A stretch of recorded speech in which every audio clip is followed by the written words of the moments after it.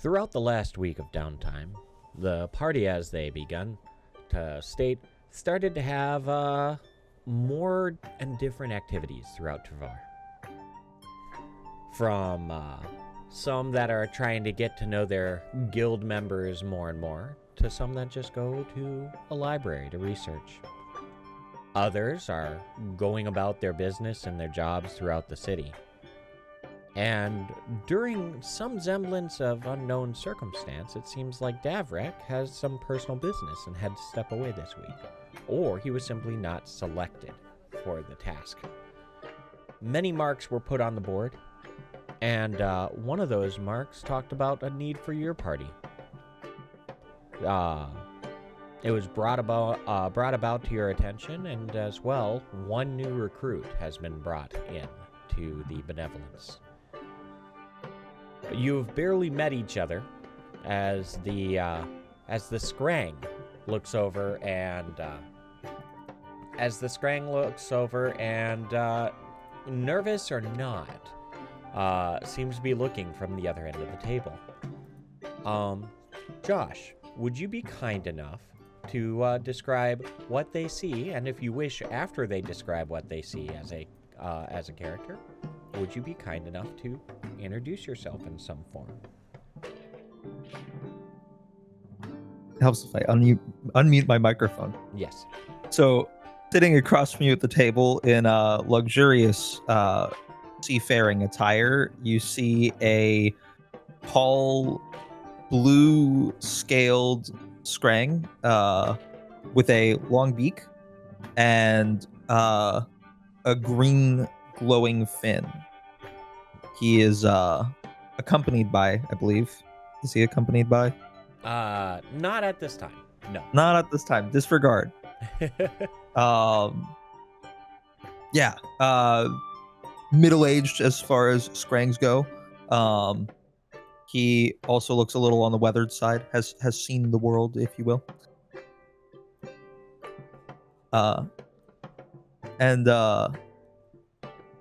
He sure, I can introduce myself. Mm-hmm. Seeing the party sitting across at the table, I'd like to get up and meander over in their general direction, since I am clearly facing the wrong direction. Mm-hmm. Go ahead. Hello there! My name is Chona. I hear you guys are returning from a previous adventure? And a quick question to the DM: How popular, or not popular? How is Scrang, like? Are they common? Yes. Rare to see? The only races that are rare to see, generally speaking, are Windling and Obsidian. They together make up less than 1% of all the population of Barsave. Oh goodness! What percentage are Scrang then? Fairly. Scrang generally, especially this being on one of the rivers, and Scrang are very, very common to be up down the river and such. Up the river towards the Service Jungle to the north is one of the largest populations of a Scrang Neol, where they live in an entire city essentially built on, in, and under the water. Throughout Travar, you would probably say you see anywhere from 1 out of 16 to 1 out of 6 Scrang in a given area, per se. So more you've seen quite a few since living here. From the north, you said? Yes. Okay. So this is, it would be, in terms of who you have seen around Travar, you have seen maybe 2 or 3 Obsidian, maybe 3 to 5 Windlings, and a constant amount of all other races. So. Scrang and Scrang have wings, right? Scrang do not. They don't have wings. No. Oh. They do have long tails. Their faces can be different shapes. Actually, it was brought to my attention lately, you can see varying different styles of beaks and faces almost in the same way that you could see different styles of faces in dinosaurs. his just happens to be a longer beak. So that is the case, and the Scrang has walked up, introducing himself to you. Appreciate it. Thank you. No problem. Greetings. How art thou? Good. Hungry. It is nice to meet you. You have a very long beak. Chona. Glad you noticed. You said? Say that one more time, sorry. Chonas, what's your name? Chona. Chona. Chona. Good to meet you. Good to meet you. Pleasure. Renard. Don't quiz me on that. Won't do that. Do we see that she is chopping up any vegetables or anything over at that bar? I see there's a carrot there. there is still 3 or 4 carrots there, all unchopped. She is actually sitting on a bar. The compass is sitting on a bar stool behind the counter, ignoring you completely and reading a book, what seems to be kind of a weathered book in her hands. However, the host is just watching you from a distance. Chona, these two are guild members that are known as the Master of Arms and the proprietor of this restaurant, respectively. Yeah. Hey, Chona, it's nice to meet you. My name's Lux. Hello, Lux. It is nice to meet you, Shona. My name is Vashana. Vashana, it's a pleasure. Hey, Chona, my name's Granozan. Pleasure to meet you. Sure you didn't walk in with somebody? Because I could have sworn, but then I just kind of disregarded it. Anyway, my name's Granozan. Good to meet you, Chona. Looking forward to working with you. I did walk in accompanied, but my companion is not here anymore. He has gone out. Pardon me, good fellow. Let me do something about our hunger.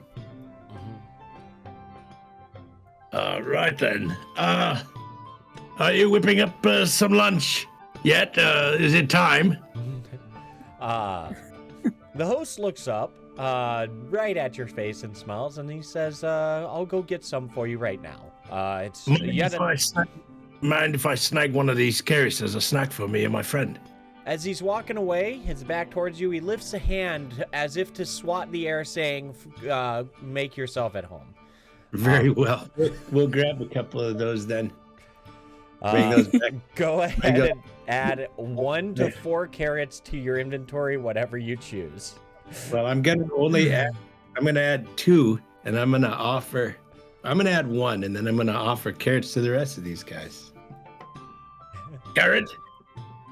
Sure. You see, it's Sounds great. good. How did you know that Scrags love carrots? It's just a lucky guess, I suppose. They don't have many of these on the seas. This is lovely. I enjoy the fresh produce. Do you all not take vegetables with you out on the sea? Well, you spend enough time on the water, they stop growing on the boats. Fascinating. Vashana, what about some of that tea you promised to show me? Maybe some of that. Quite. She will take out of her bag some spare teacups. I assume with how she drinks tea, there is just a pot of her tea on the table. And she pulls out a cute little teacup with a cute little owl painted on it. She puts it on the table, she'll fill the tea up, and then she'll pass it towards you. And she'll say, "Remember, pinky out," as she demonstrates how to properly hold a teacup. Oh, thank you, my dear. Thank you very much. I'm going to try the best I can to replicate how she would like me to drink it. Is it good? It'll take some getting used to. I think the ale's better. I'll just pour everybody a cup of tea, because Vashana likes sharing. Right, thank you. It's at this moment that there's a window to the end of the room that usually they serve food through from the kitchen. Out of it comes a odd little monkey jumping straight out, holding on to 2 carrots proudly. landing onto the table nearby as it's lunging about. Through the window, you can Hello, little friend. Through the window, you can see a confused look by the host down below. You hear a sigh. Food will be up in a moment for all 7 of you? Oh, damn it. He then goes back into the shadows of the kitchen. Chona, your companion has arrived. It's good to see you again, little friend. What were you getting up to? Were you giving the kitchen staff grief? He seems to explain, trying to pantomime the situation, banging the 2 carrots together. You have no clue what it means. Yes. This sounds like a lovely time. I stick my hand out for him to give me one of the carrots.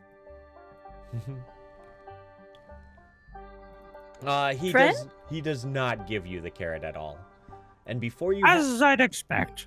A wise monkey. Can I roll wild animal knowledge to see if I can't figure out what this monkey is saying, or is that not what? No. Okay. You're not going to be able to get it from that. Okay. Is this a friend of yours? Yes, this is Scruffles. Scrubbles, is it a trained monkey? I trained is a loose interpretation, but yes. Wait. Hold on. You said you are a Scrang of the Sea. Indeed. Shouldn't you have a parrot?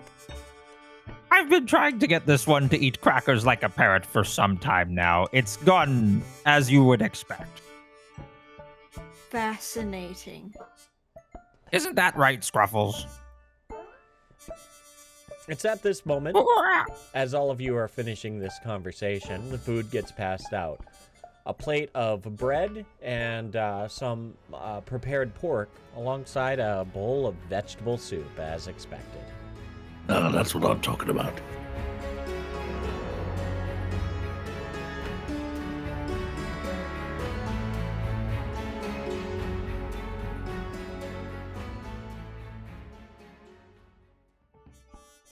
It's at this moment the book suddenly slams shut. And, well, it looks like the briefing you were all told to come here for is about to begin.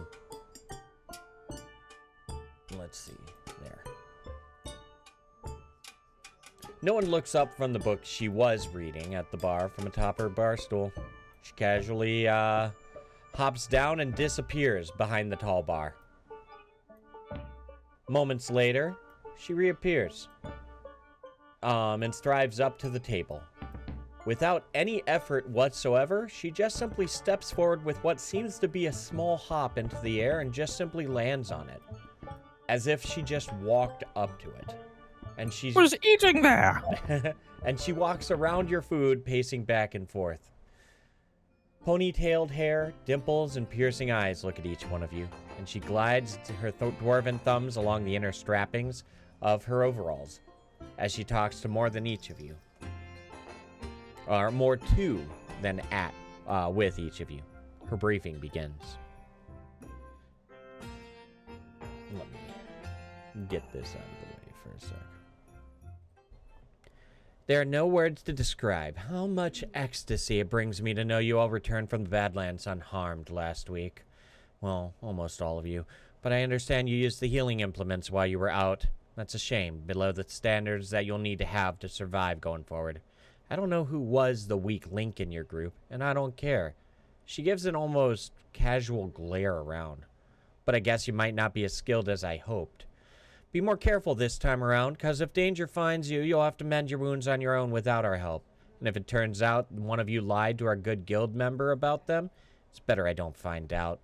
I'm also missing reports and journals from your last endeavor. This is not a good start. She doesn't even give a breath for you to explain or comment as she continues.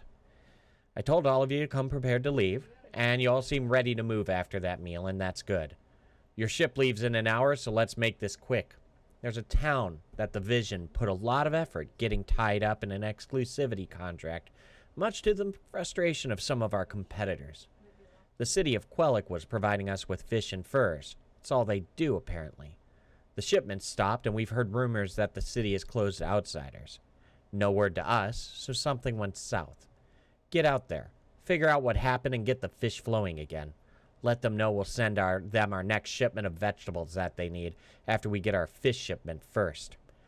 She stops her pacing on the table, looks up to the flowing clouds above and the illusioned ceiling of the tavern, and speaks softly to everyone at the same time, in a tone that betrays her previous chatter. Now get to the docks after that meal, and get quick. Survive so I can see you jerks in a week.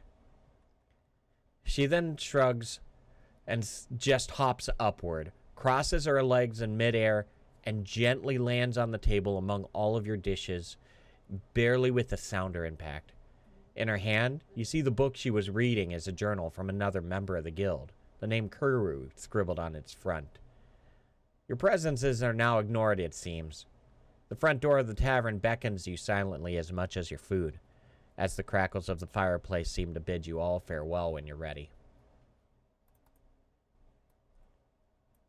And she just sits there, reading. Do you do anything other than eat food before you leave?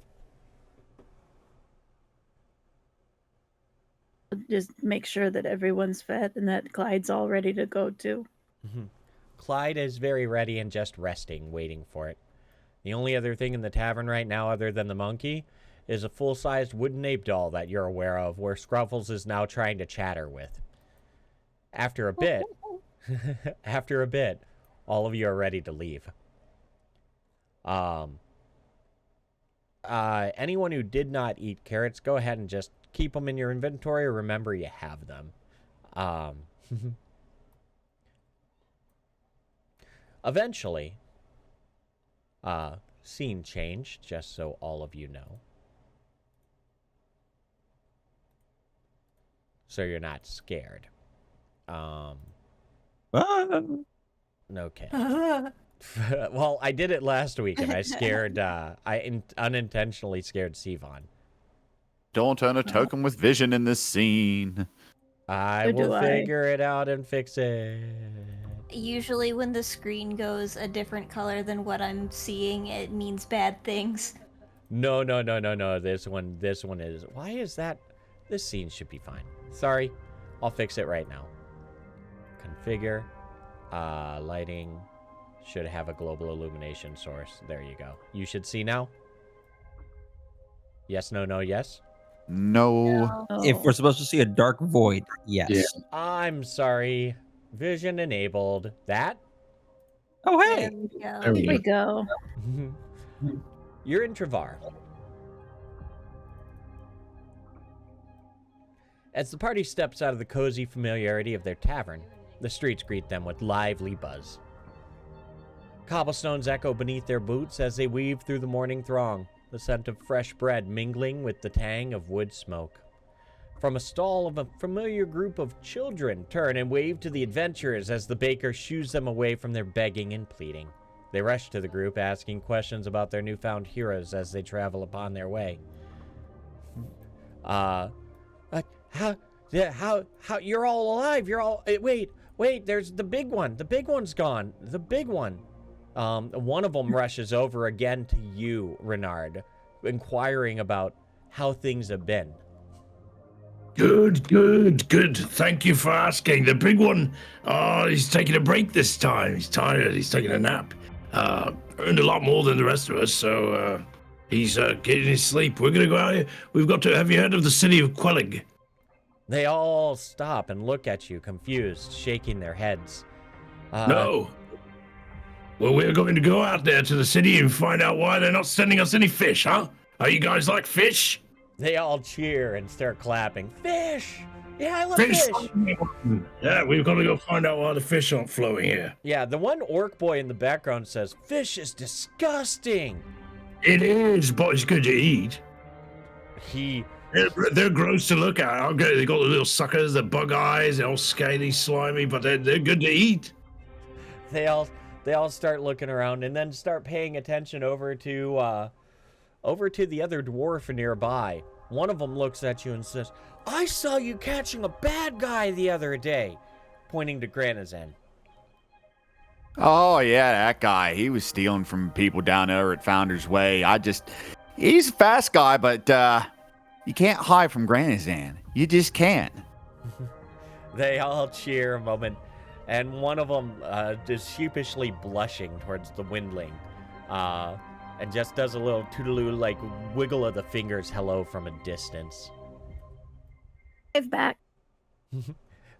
At that point, you get the biggest, toothiest grin from the orc, and all the children start cheering and rushing off the street, ready to tell about the next endeavor that they heard about the Quellic city and such. Waving farewell to the children as they dash off on their own adventure, the party starts to trek along the streets towards the main way of Corollis' march, and they step onto the busy main fair and turn northward. Ahead, the air docks loom, rising against the walls and sky like an ancient beacon. Even from this distance, the travelers catch glimpses of tattered banners fluttering in the breeze and the faint hum of activity as crews move about the inside and outside of the tower's ports. Approaching closer, you all pass by rows of weather-beaten buildings, their exteriors adorned with faded advertisement and patches of ivy, eventually leading them to the base and many scattered stairways of the tower, interweaving from the inside to the outside and back. These stairs are not for those with a deep fear of heights. Side question, do any of you have a fear of heights? I do not. Okay. Not that I know of. Okay, figured I'd ask. An arrival of a merchant ship makes the activity palpable in the air. Amidst the organized chaos of loading and unloading cargo, the party climbs further upward the tower, their eyes seeking the berth reserved for their vessel, a medium-sized airship with its crew of less than 20. But their moment of quiet observation is short-lived. A sudden flurry of activity above catches their attention, and before they can fully comprehend what's happening, they find themselves swept up in a whirlwind of urgency. Their ship above is preparing for launch. There's no time for lingering or leisurely strolls. The call demands haste and action, and this party must heed its call. With a quick exchange of glances, the symphony of steps echo around them, eager to embark on the next leg of their journey. And the moment the last boot hits the deck, the board is pulled and the airship starts to accelerate to the sky. There is not a moment to lose. Do we have any idea how far this city is away from us? To the southeast is what it looked like on the papers, but you don't know too much. You two from Newville, have heard of Quellic to the far south of where you used to live. So it's not unfamiliar to you two. And even from what you heard, them having closed gates is you've never heard of that before. At all. Okay. If anyone would like to use any relevant knowledge skill to ask a question, go ahead and roll it. And if you succeed against a roll of 6 or above, depending on how vague your question is, I'll be able to give you some information if you wish. I got knowledge of trade routes. We'll see if that can pull up anything. All right. In the meantime, I'm just getting prepared for the next part. All right. Are we supposed to see the map? I thought, God damn it. Give me a moment. I'm sitting here like it's right here in front of me. It's right here, blah, blah, blah. Hey, here, have some vision. And also, I need to set this. Sorry, I did a lot this week. I'm figuring things out as I'm doing it. There you go, and there you go. You now see the map. Okay. So it's directly south. As far as I know, this place has been pretty open and welcoming, and travel goes in and out of there. Correct. It has been, the gates have always been open to your knowledge, and it has been a common trade partner with Newville even. So good reputation, nothing. Very good reputation. Okay. You remember that it was strong with many, many families, an estimate of 500 to 1,000 residents. So not a small village. Okay. So that is good on that. And now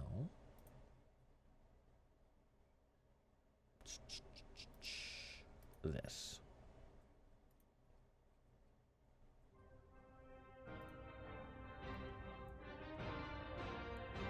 As the airship departs Travar, the city's skyline gradually recedes into the horizon. Its bustling streets give way to vast expanses of rolling countryside below. The hum of the ship's engines provide a steady backdrop to the shifting panorama of fields and forests, while above, the endless expanse of the sky stretches out in all directions. A boundless canvas of blue interrupted only by the occasional wisp of a cloud. Amid the gentle sway of the airship, as its glide through the open sky, the party members look around to see the crew, seasoned and efficient, tending to the ship's many needs in urgency and sloth alike. With the open expanse of the airship's deck before them, the adventurers are left with an unexpected pocket of free time to fill as they please. They disperse to pursue their own interests, apart or together. As you travel, what do all of you decide to do, or interact with, or even talk about? I'd like to go see if I can find the captain of this ship, or whoever seems to be at the wheel. Okay. Looking at the wheel, it doesn't look like the captain is running it. It just seems like, at least you get that impression from looking at it. This ship looks familiar, and you believe that it is the Windling that greeted you and Davrick specifically on your way back from your trip to the Badlands. So, as you look around for what they call the wind is nowhere to be found, according to the crew, as you're looking around. Okay. So no one's flying this thing? Well, one of the crew members is actively flying at the helm, but many of them are working with the sails as they grab the wind itself. Some are underneath working with the engines that are using the elemental magics to push it ahead. They've, at least from what you can see here, you can see at least 11 or 12 doing varying tasks, well or not, and you know more below. Okay. I would just like to spend some time with this guy, finding out about the ship, and tell him, open it up. Let's see how fast this thing can go, huh? Just see what we can do on here. All right. As you start the conversation there, I'm going to ask for the rest of you, what are you generally doing? You do see Renard going to try and encourage some more fun flying, we'll just say. I want to get to know my new Scrank friend a little better. Okay. I am going to be observing Renard. Well, you see him over there squawking, do a barrel roll!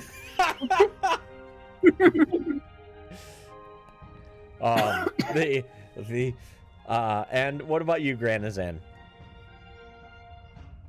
I think Granozan's going to just be trying to exercise his map making a little bit, looking out over the vast wilderness. All right. We'll start with you then, and then we'll go back the other way.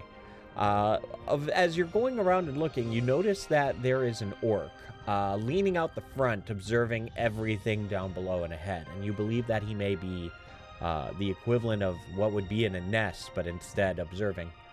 You approach him, and he greets you with a toothy grin, his tusks hanging up his lips, but you notice that one of his eyes is definitely missing, replaced with a gem implement of magical properties.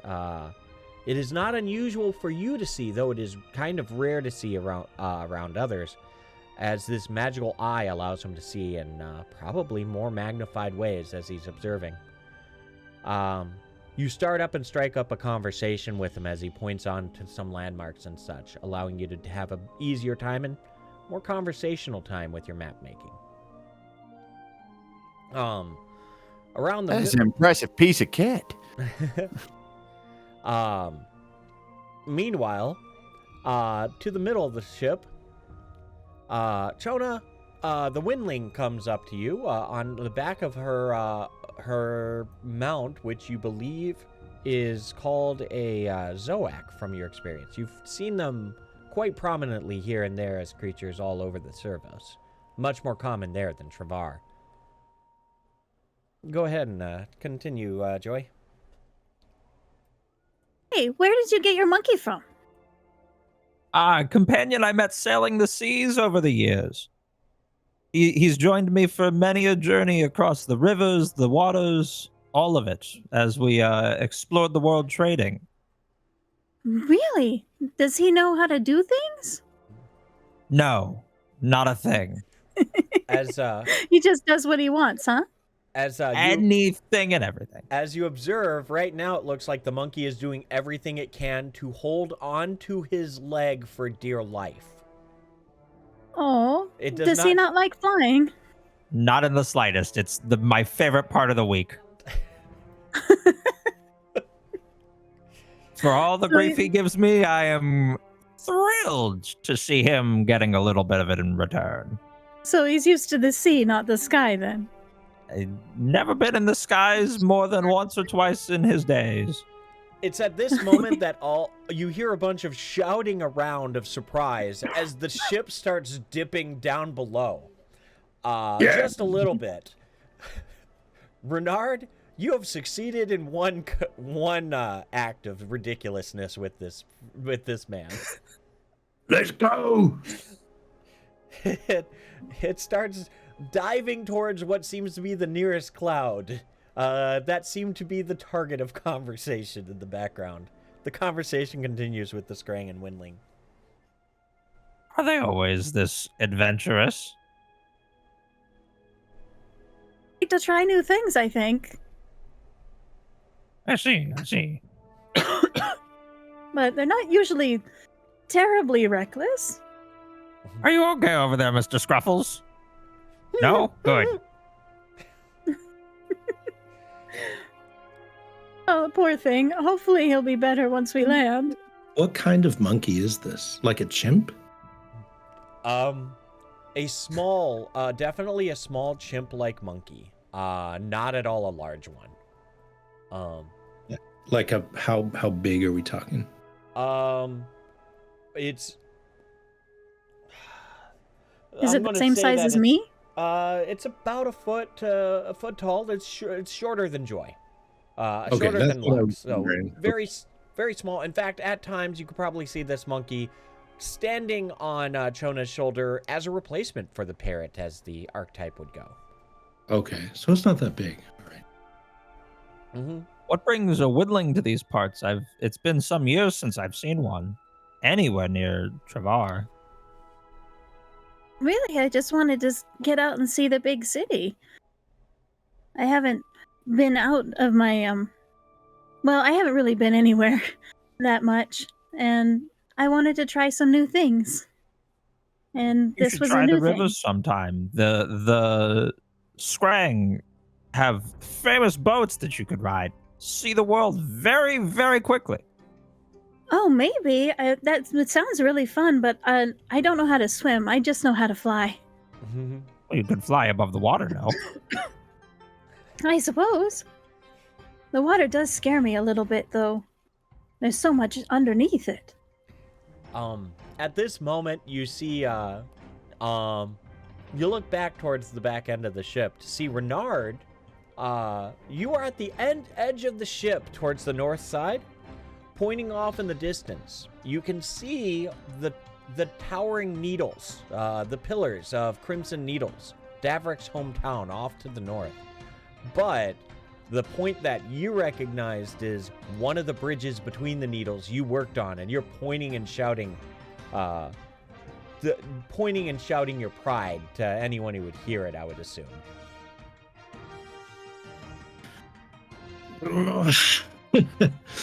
I'm sorry, I totally jumped on that one. That's one of the better bridges I've made. Pretty good one there. Meanwhile, Vashana, you have been observing.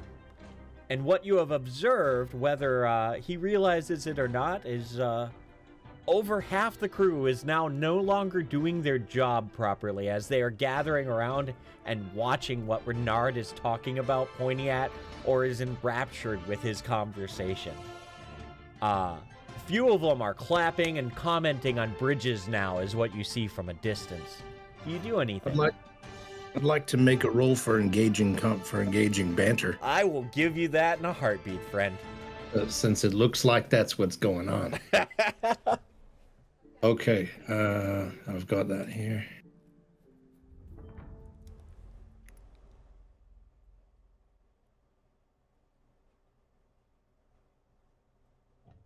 It's not that engaging, but no, that is pretty acceptable. I would consider it one success on this one. Okay. As you're considering and pointing out all that you need in the distance, talking about the bridge, suddenly a voice shouts out from one of the other crew members, "Need a hand?" At which point a few of them shuffle off, but two of them stay nearby. Vashana. So, oh, go on. once everything kind of dies down a bit, Vashana will approach Renard and say, "How do you do that?" I'll do what? Build bridges? We're not going to talk about the anatomy of a bridge again, I hope. What is it, my dear? How do you engage people like you do? Oh, always came natural to me. I want to find out about them, care about them, ask them about themselves. People like to talk about themselves. I see. And she begins taking notes. And how do you communicate with people without speaking to them? I've seen you do that a few times. It's very, yeah, I'm excellent at it. You got to look them deep in the eyes, see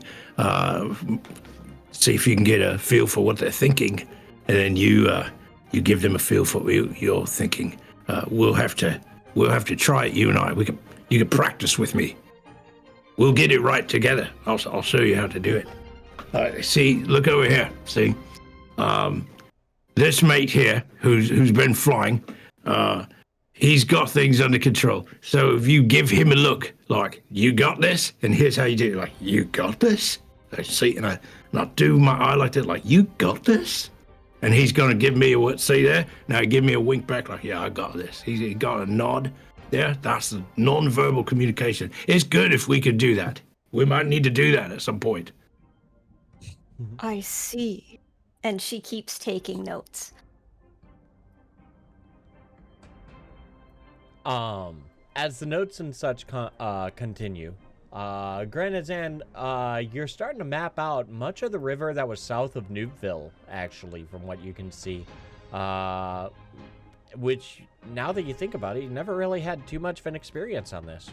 In fact, you can see the top edge of the river and also the forest near Newville from the distance.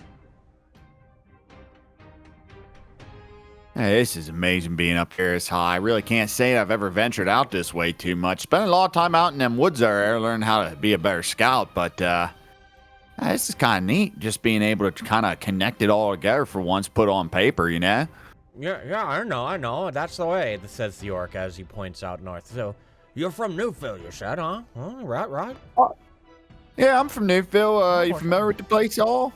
Oh, okay, gotcha. No, I'm familiar. We dropped off there a few times. Had a situation back in the day when a bridge fell apart and needed some people to help out our trading partners. Yeah. So you're on your way to Quellic. Why? What's bringing you down there? What's the call from? What's the call from the compass? He blushes slightly. Oh, we heard that it's weird. Like, I never heard about this before, but they just completely shut their doors to everybody. There's no fish going out, and that's like their whole thing. Like, I don't know how their economy's gonna work if the fish ain't flowing. So, well, mostly you just went to fish in Travar, and then I guess we're going to open up, our vegetable trade back up to them, as is, generally what we end up doing, keep that moving around. But, yeah, something just seems to be going on. We're just there to figure it out and, stop any blockages in the economic trade. Okay, I see what you mean. Well, I hope you get that all figured out. Don't die and all that. That sucks. We've given that advice before. Don't die. As Renard walks up, he looks over his shoulder, seeing Renard and also anyone else who's been paying attention to the conversation as other things may settle down. He turns back off to the skies and keeps observing as he says, "You have any questions or anything that I can help you with? I'm not really all that much of an important individual, but my eyes help out, and that's all I can ask for." He looks on. You and me both, brother. He looks over, raising an eyebrow back at you. Yeah, but you got the magics. You're all adepts. All of us have heard of you. It's the wind speaks highly of new adepts, and that's just the way. That's the way it's going to be. It's kind of amazing to be surrounded by so many heroes and legends.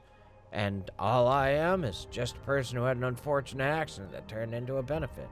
He reaches up and taps his crystal eye, gem, literally part of his skull now.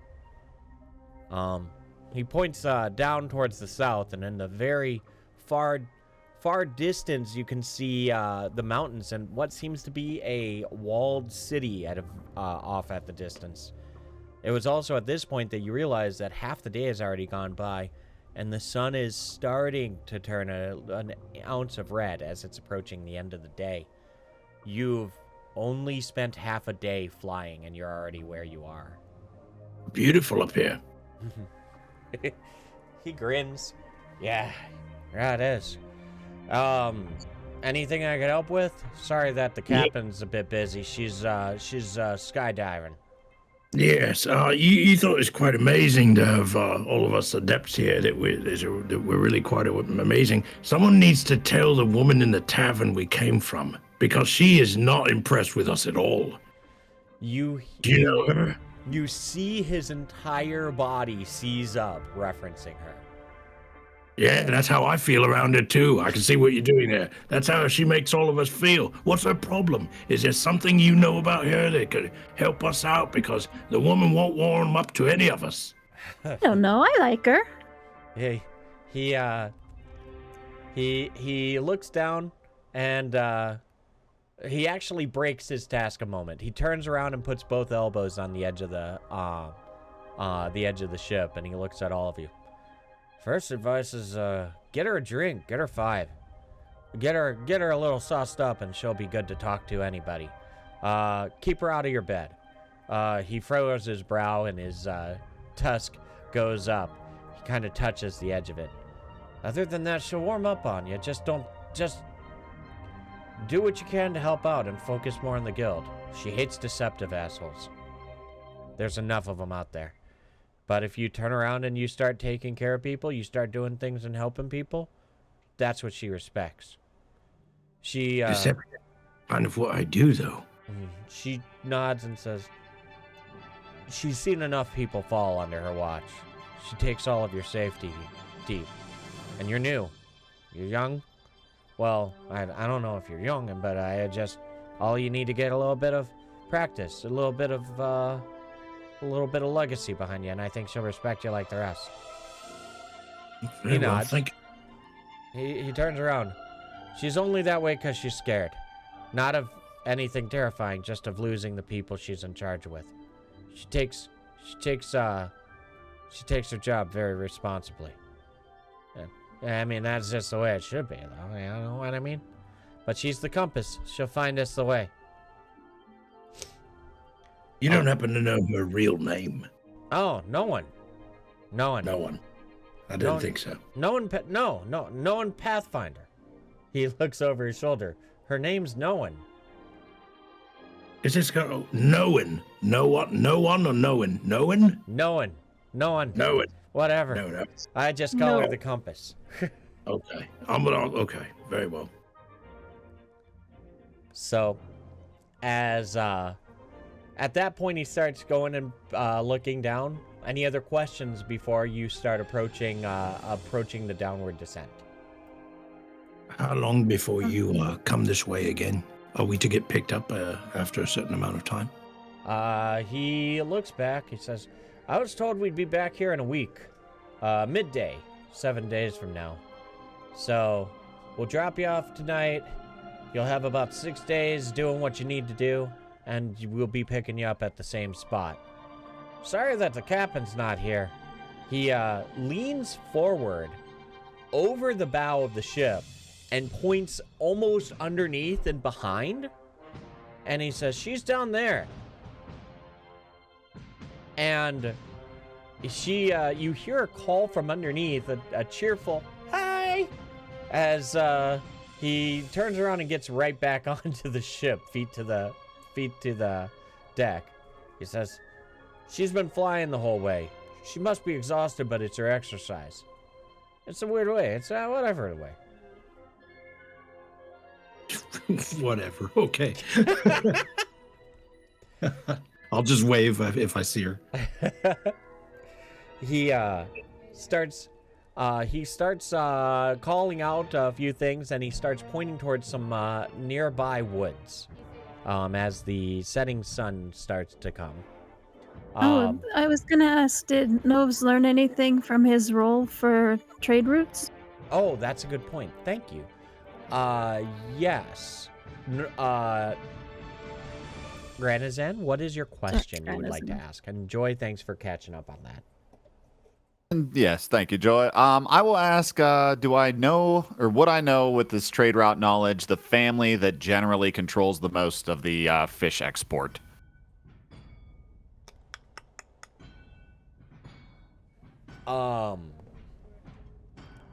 That is a difficult thing to say because the majority of the trading is more of a town-based. It's a full town-based export, managed and handled by the mayor of the town. Blackwood seems to be the name that sticks out in your mind. What was the name again? Black Void? Blackwood. Blackwood. So Blackwood seems to be the name that strikes out. And you've heard that only because the mayor is often involved with a lot of the trade deals and such. You do know that in the town, from your experience, it's a lot of elves, some dwarves, and Scrang. And also humans, because somehow humans manage to find their way everywhere. But that is what you remember, generally speaking. How are elves and dwarves in this campaign? What was that?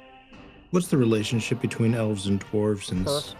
All of the name-giver races in Barsave are generally on good terms as a whole within the Barsavian province. All of the concerns, problems, racism, and such is usually by regional or even local conflicts and such. Okay. So while in the most revealed sorts of areas, like Travar, for example, there are varying different things that are happening there where a lot of people, but let's say that a care opened up and a new village was coming out from there, they would have whatever prejudices were in that city before the Scourge, through generations of reteaching. So everything that you know could be completely different based on the city or even the people that you talk to. But generally, the main cities, very homogenized. I hope that explained it well. I know it's not a perfect answer, but it's probably a vague explanation. Yeah, I just meant in typical fantasy, they tend to knock it along so much, and so I just wondered if that was there. It can be. Dwarves' bluntness doesn't go well with elven priorities. They typically are a little bit more freeform because of their long lives. These are things you can expect, but there is no direct disagreement with the standard Barsavian elf. There are rumors, actually, and if you want to go to the very top of the map, you will see a thing called the Elven Court way at the north end of the map. That is the Blood Wood. And the Blood Wood, the way that they specifically found a way to survive in the Scourge is they never wanted to go underground in Cairns, and they didn't want to hide and create giant citadels to protect themselves from the horrors. It was common knowledge through their scholars that the horrors craved pain and suffering that they would inflict, and that's how they would feed. So the quote-unquote true elves of the quote-unquote true elven court did a ritual, so the legends say, where they inflicted always growing thorns from the skin of their elves, so that if they inflicted eternal pain on themselves, the horrors would never have something to feed on. They have a large prejudice against dwarves and many other quote-unquote inferior races. Just to give you a little bit of interesting backstory to the way that works. Thank you. Appreciate it. No problem. And they do still, by the way, despite that, send ambassadors out to the various cities and other relations and such. So they still try to do some semblance of keeping things smoothed over. Yeah. Now.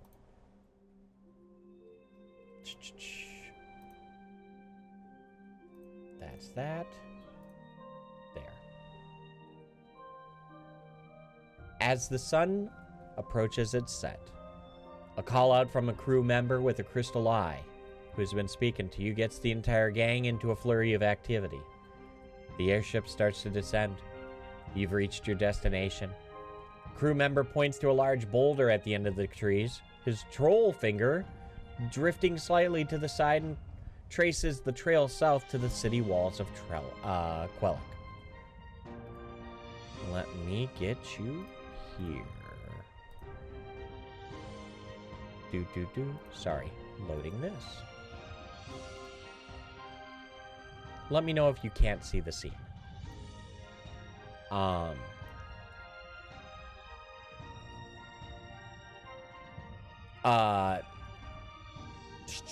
Sorry. We're approaching the end of your first day. The compass said to be back here to pick you up midday a week from now. I advise you camp. It's getting late. We don't land near the city walls. It makes them testy for good reasons. There's a troll moot nearby, known to raid, and this city has been hit 2 times in the last 2 years. After these words, he's called off to another task on the ship, and he nods in farewell as he disappears under the deck. The forest outside the village of Quellic beckons. Its emerald canopy shimmers in the crimson sunlight. As the airship draws near, the scent of pine and earth grows stronger, promising you all a new landscape to explore. The airship hovers just above the ground as a simple rope or hop brings the party's boots to more natural ground. And after the crew confirms that no one broke a leg, the calls to rise are sent and received as the airship starts to hum upward and away. Immediately, Scruffles the monkey starts detaching himself from Chona's leg, finding himself, actually normal at this point, much to Chona's dismay. You stand next to the large rock that was pointed to before. The edge of the trees, and in the distance you can see what most likely is a road leading to the town of Quellic, as was pointed out to you. You all then turn your attention to prepare camp as night is falling around you already, and a gentle rain starts to pitter-patter among the many leaves above. If anyone has wilderness survival, would you please go ahead and roll it? One moment. Okay. Finding. In the meantime, outside of those, the rest of you are getting ready to do things around the camp. What would you like to say you're working on? Is there anything? I'm making tea. All right. More tea to be made, and all of you are gathering up. The rain, it's gentle, not at all not at all causing some major problems and such, but it is definitely enough for you to feel it. Not something to drench you or to cause any problems. So, my question to you all is, or not my question, this provides a small opportunity for you two to review you all to review a few basic parts. You have just arrived on the night of day 1. You will have 6 days. If you want to think of today as a Sunday, you will have from Monday to Saturday to do what you need to in town. And then next Sunday at midday, the ship will arrive at this location. You see the road here. The rock is the only prominent landmark around. It is pretty easy to understand. So, if any of you want to talk or discuss about any plan going forward, with your limited to almost no knowledge, now is a good time. And if you do not wish to, that is fine. We can continue with the night. We are to meet them back at this rock then. Yes, this is the location for picking up. Okay. So what is the plan for tomorrow then?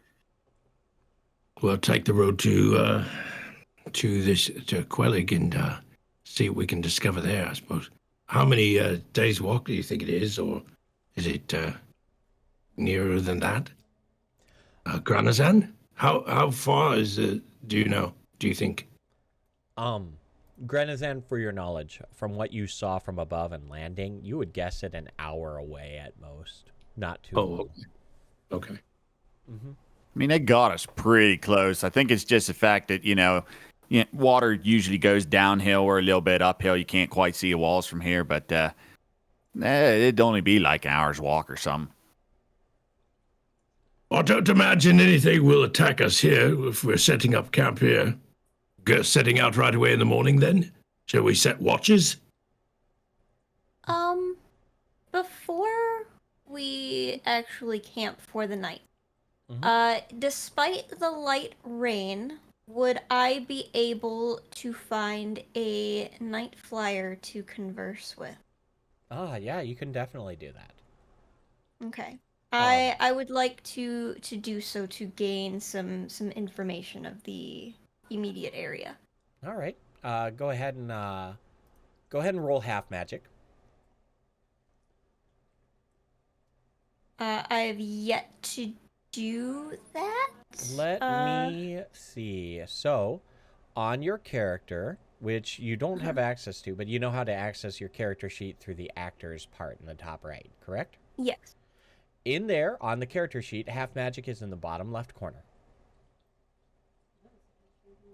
Gotcha. Okay.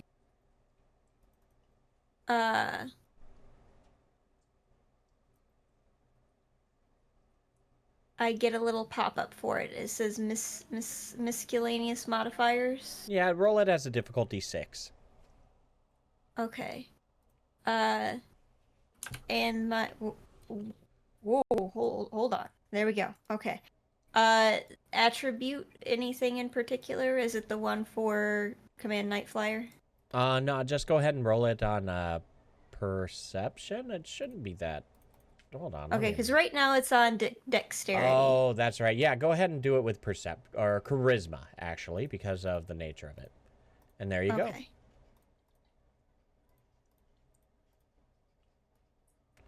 Interesting that it does that pop up in particular, but it makes sense. I'm not sure what happened. Step modifier 6, you said, or difficulty 6? Yep, difficulty 6, and just send it and see what happens. Oh, no! Chona. Hello! You're just sitting there. You look over at the elven lady in a dress. She seems to be looking up at a tree. And then suddenly, out of nowhere, a bat flies past her into your beak and just sits there on your face. Hello? Can I help you? At that point, it flies off to the sky, scratching you lightly. And all of this, you see, Vashana. This was your fault. I apologize. What was that? I believe I messed up. I I think they call that battery. The scratch on my beak. Here, let me handle that for you. And, just get a little cotton ball with some antiseptic and dab it or something. Just don't worry. It won't. It will be fine. I just messed up my vowels. I will My be pristine better. beak. Yes, I'm very sorry. It's But tarnished. You have.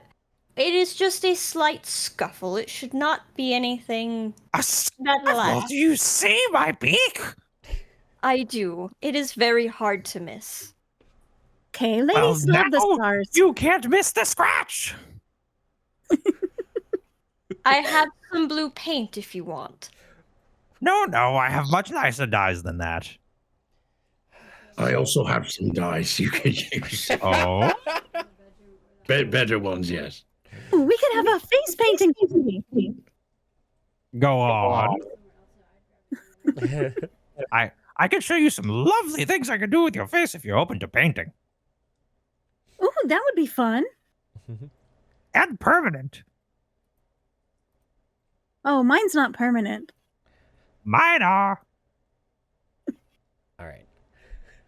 As this conversation is continuing, the camp has been set. The fire has been set up well.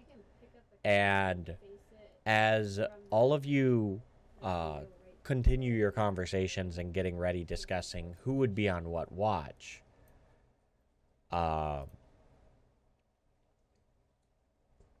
figure suddenly starts emerging from some of the trees.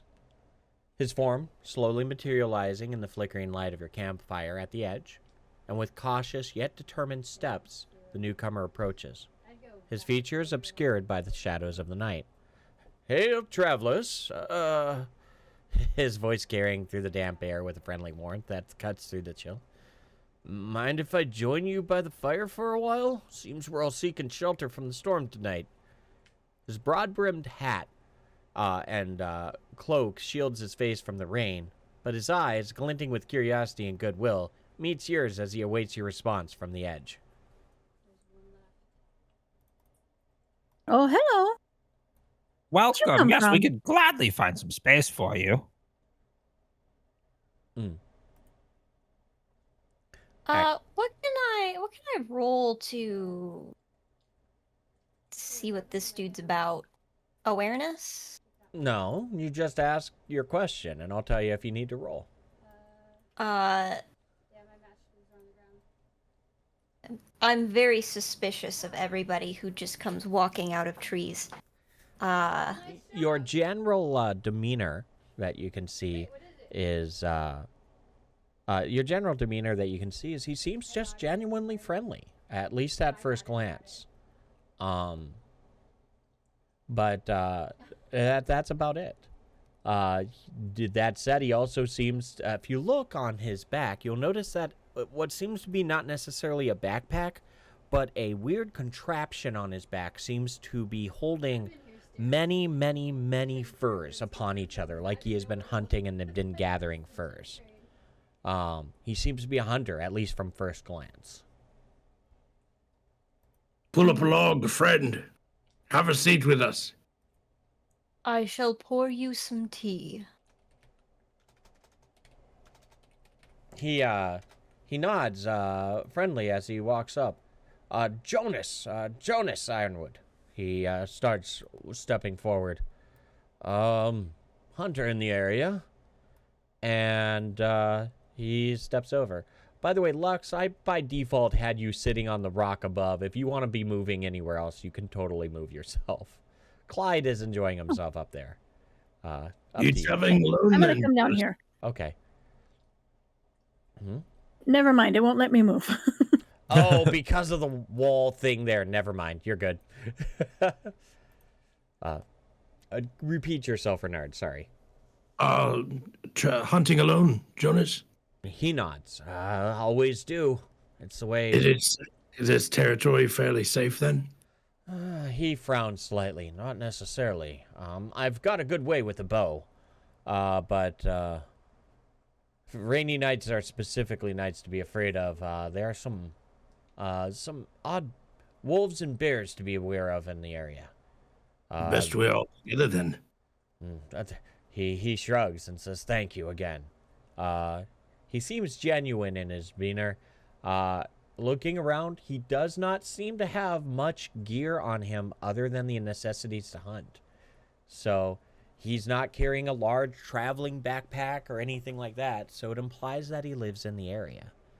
Do you try to sell these pelts, Jonas? I'm gathering them for the nearby city. He hikes a casual gesture to the south, towards Quellic. Have you been there? Well, I'm staying there temporarily. It's just where the opportunity has been for the past few months.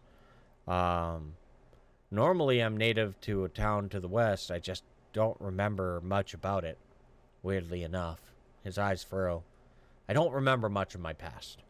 But, well, I remember how to wield a bow, remember how to take the arrows and put them in a bow, and I know how to take the skin off an animal, so that's all that's done me well now. He looks around. Are all of you looking to try to reside in Quellic as well? Oh, no, not us. I'm afraid, good sir, what we've heard is the gates to Quellic are closed, and they're not admitting anyone right now. We're going to find out what's going on down there. He shrugs. Well, that's about right. They're closed to trade, but they're not closed to residents. So I'll help you in. The guards there are imbecilic at best. So just play along. They're pranksters, is the best way to say it. If the mayor knew how poorly they did their job, then they'd actually be secure. Yeah. Closed to trade? Why would they do that? This used to be a very lively area for trading, was it not? Yeah, things have gone... Yes? He then looks over to looks in or through a nearby tree, if you will, as if he's remembering. Things have changed a lot in the past few months. The mayor has decided to change things up, do festivals, and care more about what's happening on the inside of the town. He calls it the reimagining of their ways. He frowns a little bit. So, while I'm doing my best to bring in furs, I'm wondering why they would even need our furs, because we're not trading anymore. This seems to be a question that's been on his mind quite a bit, and this is a problem. Looks up, and the new vegetables are shit. Oh, yeah, we have nothing to do with that. How long... is this a new mayor? He shakes his head. No, not to my knowledge. Been there since before I visited. Is he acting strangely then? What's his name? Oh, his name? His name is Thaddeus, Mayor Thaddeus. Mayor Thaddeus Blackwood. He looks over at you. Speaking of names, I don't mean to be impolite, but I've told you mine. And he looks around. Oh my goodness, I cannot believe I'm Vashana. Forgive me for my impoliteness. He nods. I've got to try and make that first impression roll. I would go for that. Right.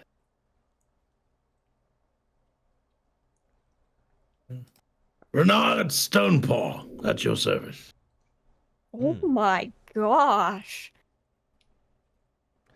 So, yeah, by the way, that is 2 successes on that one. He smiles genuinely at you.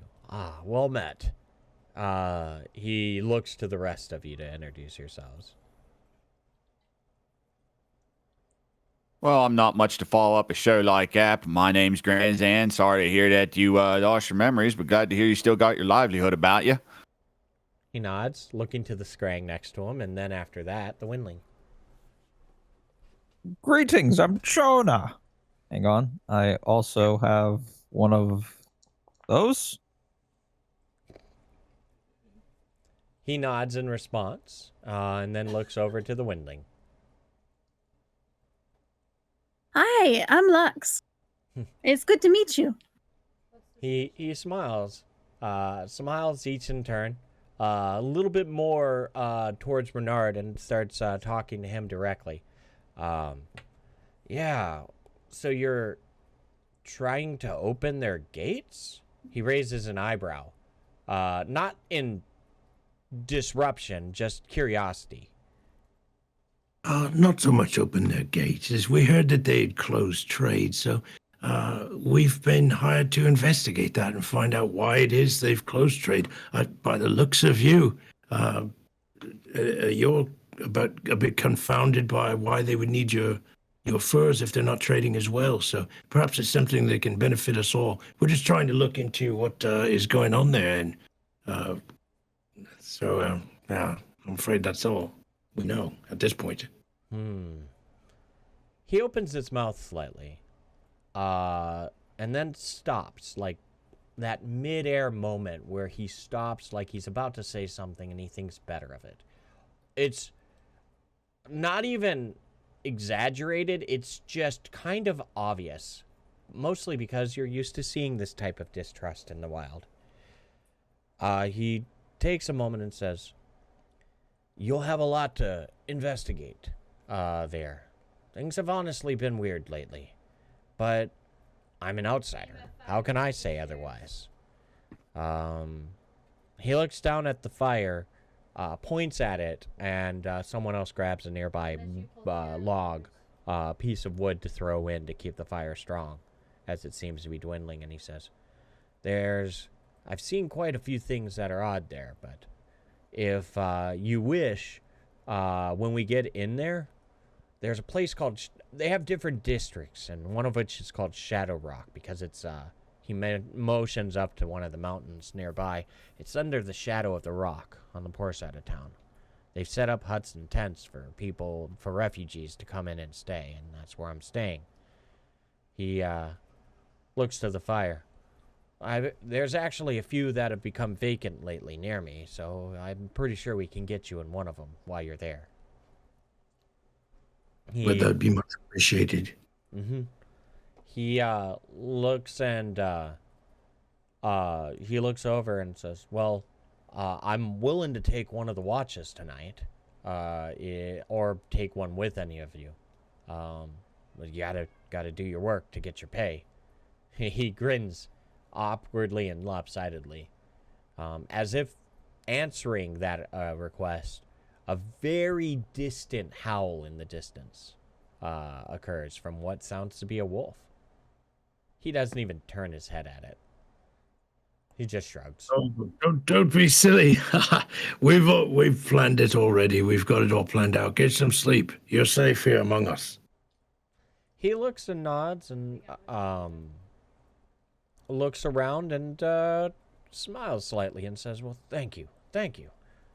And at that point, he starts putting his backpack and other things onto the ground nearby.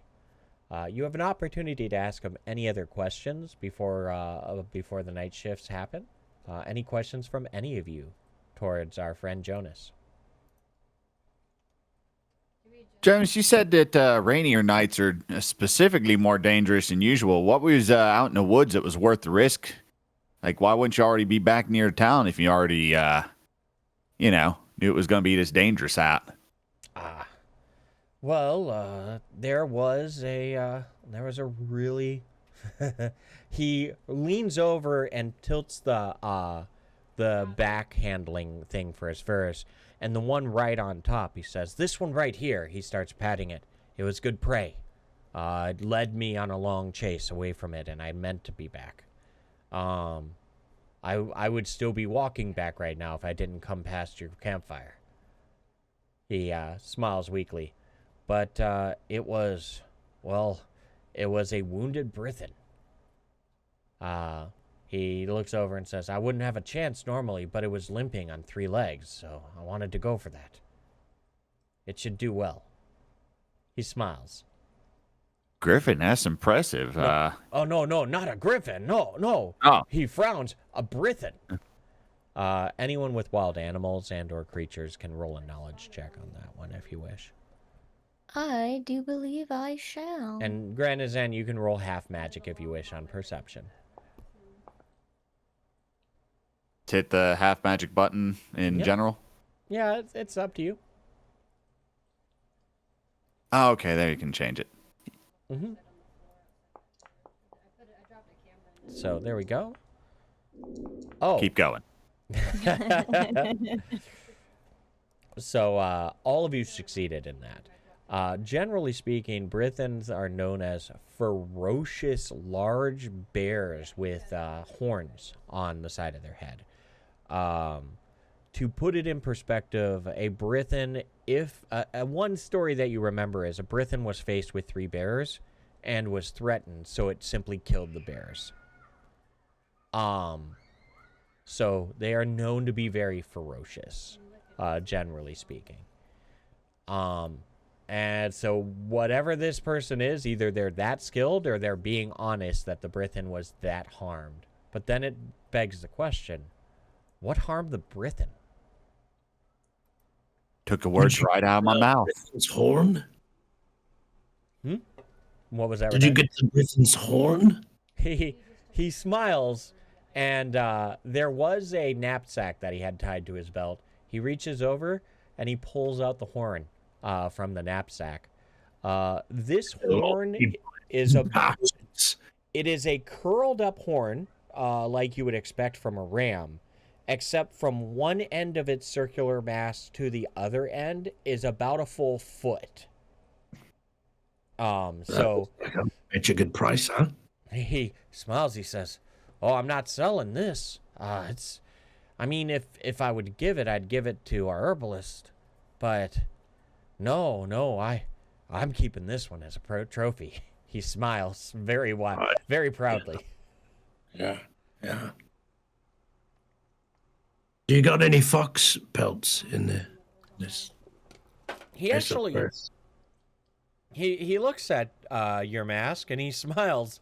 He says, "No, not today. But if I manage to get one, would you be offended or interested?" I'd be interested, friend. Be interested. He smiles wide again, a little bit more relaxed at hearing that. He says, "Yeah, I'll see if I can find one for you. See if I can get it back to you before the week's end." Very good. He nods and looks around. Lux, are you wearing... you do not have a cloak, if I'm correct, right? Or do you? I thought I did, Maybe but I'm you not do. sure. I'm double checking. And if you do have one, I'm sure you would be wearing it right now. Yeah. Yeah, I you think do I have just a have cloak. standard stuff. You do have a cloak, okay. He looks over at you, and with your wings in the air, he says, "I used to have a friend who was windfolk like yourself. When we get back, I don't know if you would prefer this, but they had a cloak that would fit you quite well. I have no use of it. And it would be a nice, kind thank you for, well, just the friendliness and of tonight, if you do not mind." Oh, that would be nice.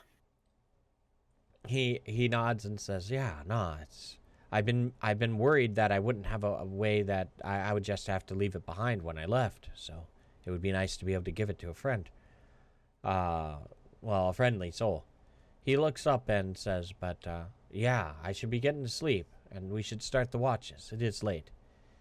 And at that point, he says his gentle farewells to avoid awkwardness, and he just starts lying on the ground without a bedroll, using some of the furs that he actually captured, and it looks like they have been rinsed, so he's using them as blankets. I'll take first watch then. All right. I'll take second. No problem. Who's taking the third? I'll do third. All right. Are I you? shall take fourth, or are we just doing 3? Mm. Because if we're doing 3, I will team up with someone. All right. Same. All right. So, typically, the most dangerous hours are the first and second watch. So, whoever's on third watch will probably be alone, just from the way that the travelers are. So, roll awareness or perception for each of your varying watches. Just roll them all at once. We don't need to do them all in turn. So.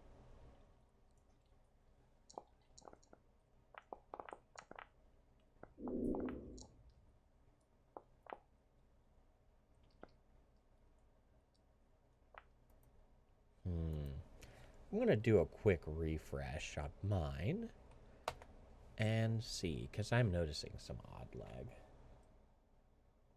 Perfect. And perfect. There. As each of you do your varying watches. Renard, which watch are you on? The first one. All right. Who's with you on this one?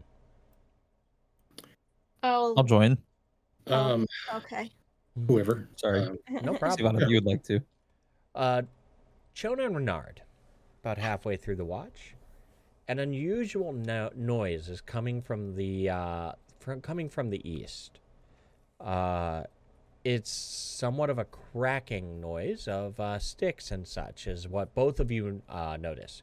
No need to actually, well, no need to roll for awareness or perception or anything. It was loud enough to get both of your attention, but not loud enough to wake anyone else up. Varying, I'm just going to move people to generally places where they would be sleeping, I would suspect. So at this point, how do the two of you respond to the noise? Out loud or not?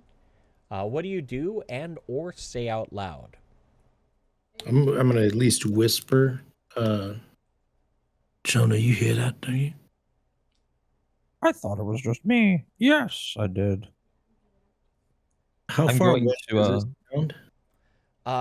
You would guess that it is not distant. That's part of the thing that was concerning. You would guess it was maybe 10 to 40 yards away at max, but maybe 10 to 20 more likely.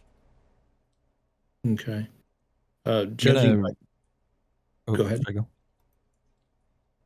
I'm gonna grab my lantern out of my bag and light it, just to both make the fire look larger as well as try to get some extra vision. Okay. I'll get that on for you.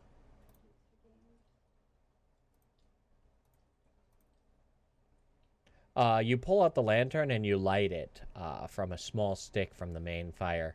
Renard, you notice this. Do you do anything in addition? Yeah, you can come in. You can come in. Mm-hmm. Oh, yeah. Can you hang on just a moment? Yeah, go ahead. Yeah, it'll be just a minute or two here. No problem. Do we need to take our break? Because we can do that right now if that would help. Yeah, maybe a quick break before we get into this a little further. That That'll sounds work. good.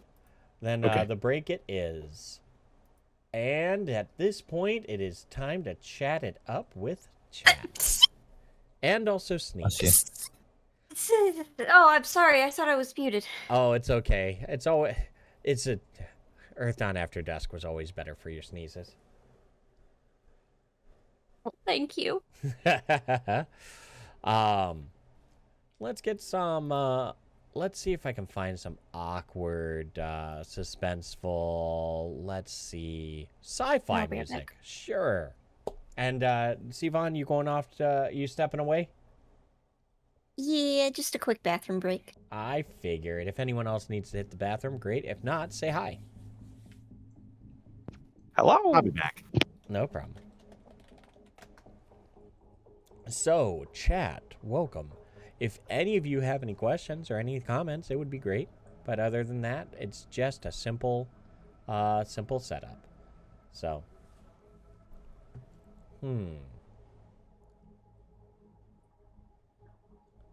How's it going for you, Santa? Oh, you know, just hacking woes. Hacking woes? What are you hacking? No, it's my mother's Facebook got hacked. Oh, and that. It's ongoing. The hacker is now using her account. Yay! Oh, I was asking like how was your night role playing was. I'm sorry to hear that. It was good until that came up. It's enjoyable. I've missed roleplay campaigns of any variety. This is a refreshing return. So, Also, Foundry is lovely. isn't it? It is so easy to use. And this, by the way, is just the Earthdawn thing. Earthdawn rule set. I hear the D&D is just superbly made, and the amount of mods that are D&D specific are awesome. Oh, I'm sure, yeah. So, let me see. I don't think I ever pinged on Discord. No, I did. Cool. Let's see.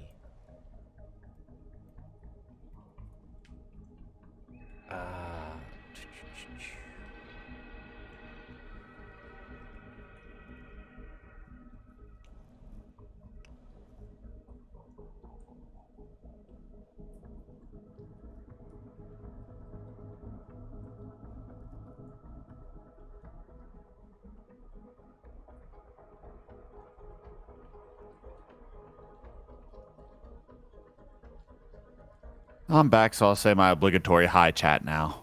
Hello. No one's responding or saying anything in chat. I think they all died. We're just listening were to all our holding lovely it in. voices. Yeah, nah, it's all good. Chat, I The want great to way I articulate every word. I feel bad. You know what, chat? I'll just roll this for you. Step 8. No karma. Chat, do you survive the rock falling? Not the rock. Oh, get it, chat. Keep going. Keep going. God, I love D6s for the reroll. I love how Joy's just like, hello?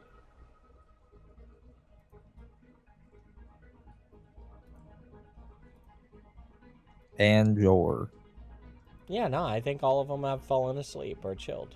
It's fine. I like to think the chat all banded together and caught the rock it fell. The important question is which action RPG? I don't know. So,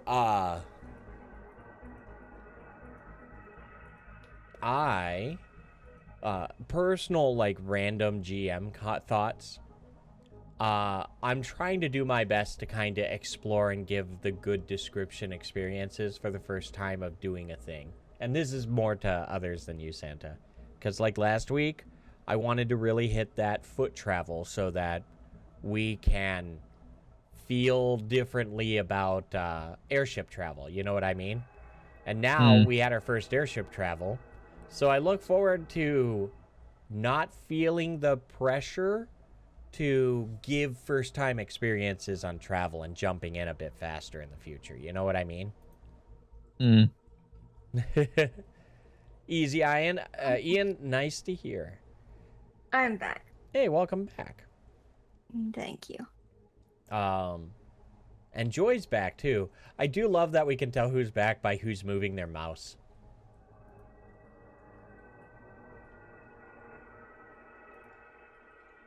So,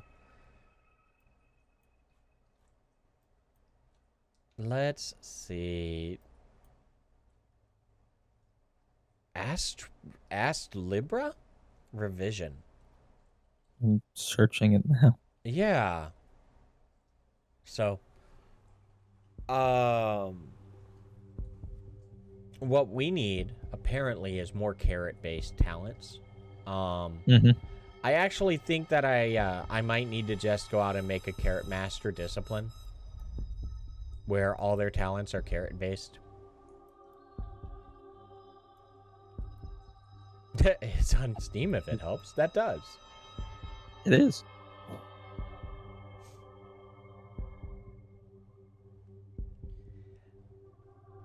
Easy, were you here for the first session? I'm trying to remember. Admittedly, I wasn't really reading chat as much as I could have. But for good reason, I was busy. I'm back, by the way. Welcome back. Yeah, no, Thank you. once I heard the timid voice in the background, I looked at the time. I'm like, this is the perfect timing. So, as it looks, Andrew, I think maybe AFK. So when Andrew gets back, we'll be good to start. Here. Oh, you're here. All right. Then I believe C. Von Bear may still be taking a short break, or no? No, you're back.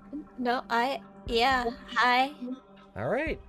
Well then. Everybody present and accounted for, sir. All right, let's Yeah, get going. counting. Ma'am. Oh.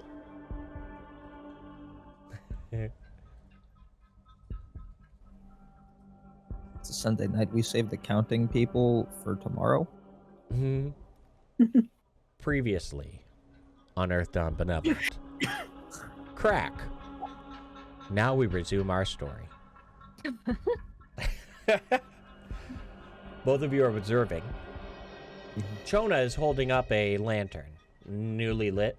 Renard is standing in the shadow of it, his long shadow along the grass itself, and both of them are looking to the east of the camp, to what seemed to be the origin of a large crack. What, is there anything that you do in particular that may provoke it, or do you observe? I mean, I'm glad we have a little more light on the situation. I would just continue to listen and be alert. I don't want to provoke anything out of there. Okay. So I'm just gonna be quiet and wait. Okay. Renard, I am going onto your character right now and just confirming. Right now, I do see that you have ephemeral bolts in one, and are those the spells that you intended to have in your matrices? I forgot to ask that earlier. Yeah, let me recheck that real quick. No problem. I just figured I'd ask. Yeah, that's fine for there. No problem. Vashana, you can also check your matrices despite you sleeping, just to be safe. Now,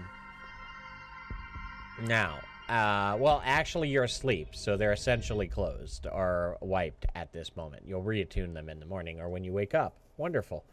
So, Renard, if you had a reason to, would you find it in Renard's mind that pre-weaving a spell would be aggressive? I'm just asking that. That depends. Is the weaving of the spell, is that, I know it's not terribly time consuming, but is it loud in any way? No, not at all. You just move your fingers along the air in front of you is what people would see in person. Okay. So it'd be the equivalent of loudness of sign language, weirdly to describe, but that if you would view sign language as aggressive, weaving a spell would be aggressive.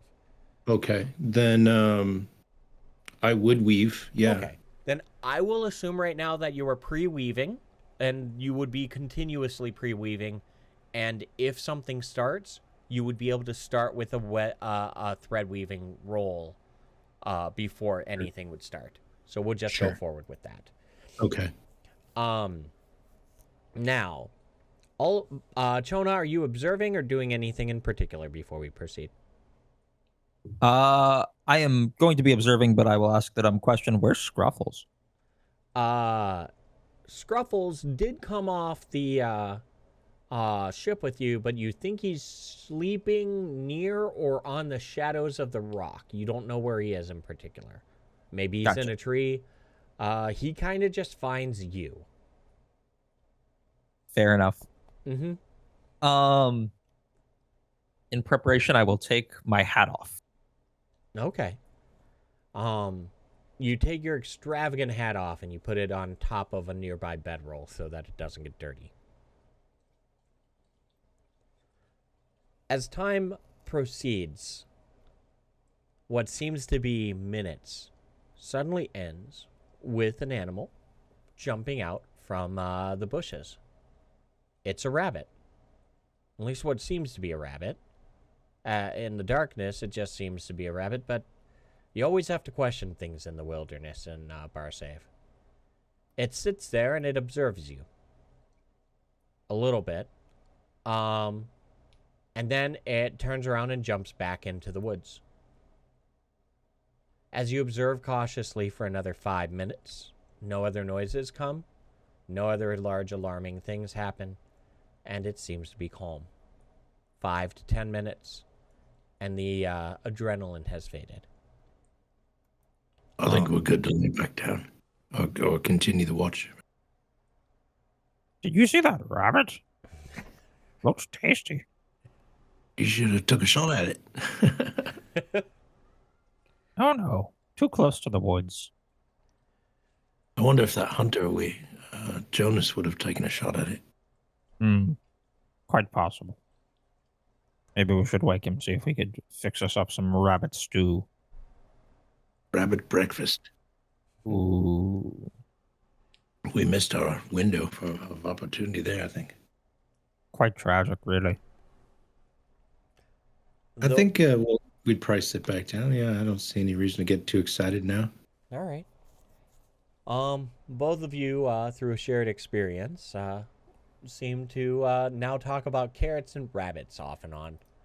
The lantern, you do turn off the lantern at time, or after a bit, and the rest of the shift goes well. The second and third shifts are all as well as possible. There is not much more to say about the night other than waking up, and Jonas does indeed confirm he would have loved to take a shot at the rabbit. But as it turns out, that is not going to be what's happening today. Going back into what's turning out to be the next day, as everybody is pulling up camp and the daylight comes back, you get a good view of where the distant palisades are through many of the trees that were in the south. But you're about an hour away. All of you gather up, and you start your travel alongside and working with Jonas until eventually you will reach the path and follow the path directly to the edge of it. Ballpark, it is, you would say, an hour give or take. You could see that it may have been an hour and a half on this day, and it's still mid-morning as you approach. The reason is the muddy road makes it a little bit harder to walk. But the walking you do have, and it is time for me to do this. There we are. Sorry, the break put me off kilter on things. As the party's journey brings them closer to the gates of Quellic, they observe the city they've been tasked to investigate. It is a fully walled city, surrounded by the sight of tall wooden trees, their branches and ends sharpened to a point, interwoven together, forming a palisade that encircles the city for miles. The gate itself is made of large, well-crafted wooden doors, closed firmly as the rumors suggest. You suspect there may be walls constructed behind the palisades to reinforce, as you can see 3 guards stationed at the top of their vigilant gaze observing your approach. As the final steps bring to a stop, Jonas lets out a sigh and utters under his breath in a tone that you can hear but they can not. Here we go again. One of the guards looks down at you and proclaims, "Why do you come?"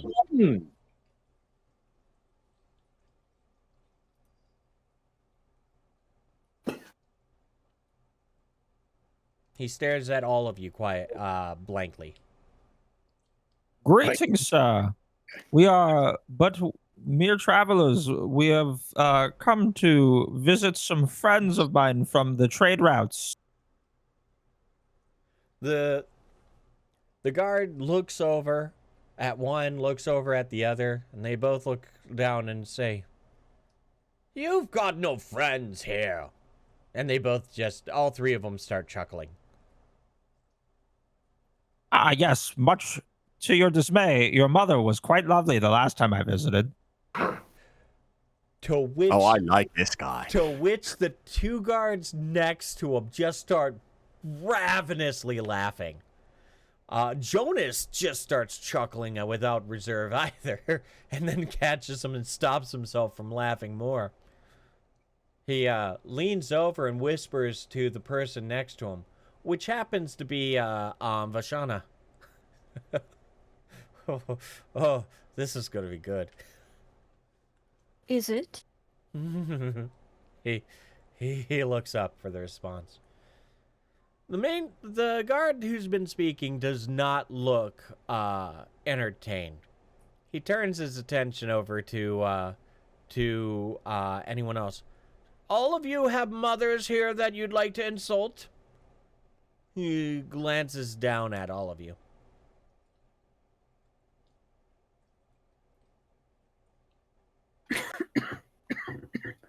Mm-hmm. Don't speak all at once. I'm looking at Jonas, giving him that look of, this is you now. This is your time to do this, to get us in the gates like you said that you could. I'm giving him that, no, you're up, buddy, you're up. He looks over and he steps forward. He matches your eyes, and then it's almost like he's just gotten shocked awake. Like, oh yeah. Yes. He steps forward and says, "Hello, boys. Let me in." The one looks down and says, "Why should we? Who are you?" "You know who I am.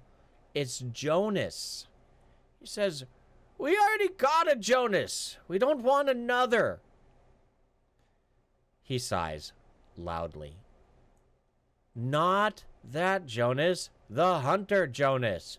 Not the fisher Jonas. Yeah, the fisher Jonas is weak and worthless." What have you brought? Furs like I always bring. You saw me last week. And the exchange between them goes back and forth. The guard wasting his time asking questions that frustrates him, and Jonas trying to say just simple, straightforward things. It seems that Jonas being sincere and straightforward, not really getting much of a step in. You can let this continue, which may probably get a chance to get all of you in, but it may take a while. This guard is probably finding much delight in delaying all of you. Does anyone step in, or do they let it go forward? You've got a few seconds to reply. Look, gentlemen, we need to get in right away. We've got some very important business, and as much fun as this is, and it's a good time, we'd like to get in through the door. I'm gonna try and make a good first impression. Go ahead.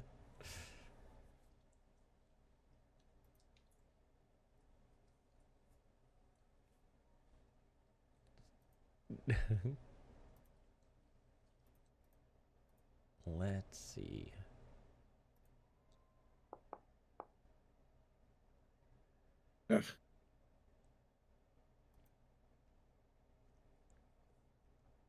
As you start with your proclamation, he turns and looks directly at you. Huh.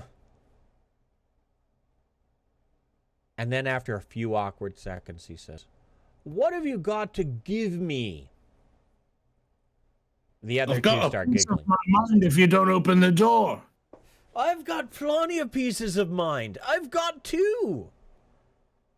He hikes a thumb to the guard to his left. "Not three, though. He's an idiot." They all start giggling up there. Don't make I'll me. tell you what. I could skip visiting your mother this trip round if you let us in sooner than later. Roll charisma. I'll see how that one goes. Renard, what did you completely say as that was being said? Wait, what was I saying? You mean? Yeah, what were you saying? I'm not sure. Oh, I said don't make me have to come up there. Oh, gotcha. The guard looks down and says, I almost, he stutters upon himself and finally just says, go away, go away. And then they all three seem to just have their heads pop down behind the palisade. All right. Well, if Agan needs some help doing their job, I guess I need to go do it. I'm going to just start climbing the wall. Go ahead and roll climbing. Can we still see them? No, they all just kind of just popped down behind the palisade. No, we don't see them. Okay. All right. Do they not know that time is money? Granozan, you start climbing the wall and you are making good progress. I'll let you know when you reach the top. So as all of you are sitting here discussing and they do that, Granozan just walks forward, hand over hand, and just starts, not climbing the wall, but more just simply, more like gliding up the wall, almost in an awkward way that seems almost unnatural. So, as he goes up, all of you are talking amongst yourselves, sharing thoughts. Jonas just looks over and says, they're always this bad. They're always this bad. Every time. But why? Because they hate good people, I guess. You can tell this is a deep-rooted frustration. And why are they allowed to do this? Because no one stops them. The way that everything is just backwards after the past 2 months. I'm going to holler at them. Hey, you buffoons! Can you still hear us? Okay. So as you call that out, Granozan, you'll call that out in a second, just so that this all plays out in order. Granozan, you are approaching the top, maybe last few feet of the palisade. And to put in perspective, it's about 2 troll lengths high. It is up there, much higher than your entrance to the cave. And as you're approaching it, you can hear them whispering and chuckling between each other, being like, I don't know, I think they're all poor. I think they're poor. What would they even give? What's the matter with your mother? Oh, my mother's, they're just chattering amongst themselves, and you can hear them literally sitting with their backs to the wall, talking about you just out of sight. Granozan, they are 100% unaware that you are pretty much in earshot of them. Do I see any mechanism that would just start opening the gate? You are on the outside wall. You are not over the edge. You are hearing them before you see them. Okay. No, I'm not going to say anything until I'm, like, up on top of the wall. Okay, so you continue climbing up on top of the wall? Got it. Yep. So you get to the top. Your hands are on top of some of the large wooden spikes leading up to the top. And as you're about to crest over and look over at them... Hold on. If he's getting that close, I don't want to yell out anything. No problem. I was about to ask, do you... this is what's happening before you say anything. No, let him work as he's doing. No problem. And that's why I wanted to say, hold on. So thank you for that. You managed to reach, grab, and lean up and over. They do not... Actually, roll stealthy stride or dexterity by default. All right. I have no idea what stealthy stride is, so here comes dexterity. Ooh. Okay. What was that, Joy? Is that it? It's not bad. Honestly, the conversation stops. You hear that?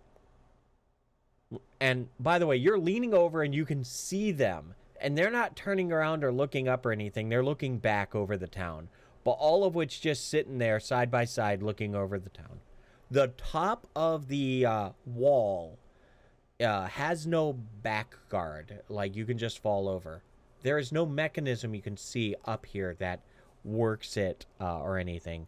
And all three of them suddenly are stiff and say, "You hear that? Yeah. What was... They wouldn't. They wouldn't be attacking us, would they? Nah, they're not that strong. You're not that strong. I'm not that strong. What are you going to do? I don't know.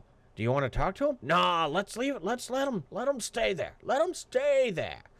Are you going to do a funny voice this time? I said I'm not going to go down there." And then all three of them hear a noise as your hand barely slides along one of the things. And all three of them just turn around and look you, eyes to your two eyes. What do you do? Hey guys, figured you needed a little bit of help doing your job. Just here to help is all. By the way, his mother is a saint. I met her. Classy lady. Roll charisma.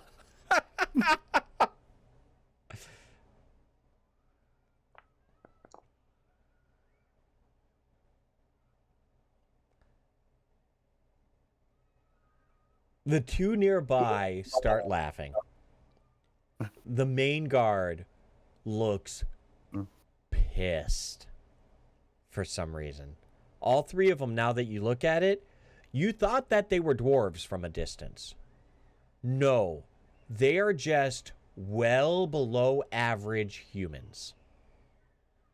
And he looks up and he says, in what seems to be a totally different voice, "My mother's a bitch." And he just looks at you angry. "Don't you talk that nice about my mother." All right. And Just then, trying to break the ice a little bit. and then one of them looks up. How are you here? And then Yeah. they all start realizing you're on the wall. I got here the same way as everybody else. Just ask your mother about one day when you're old enough. They all three stand up, jump up, and turn around.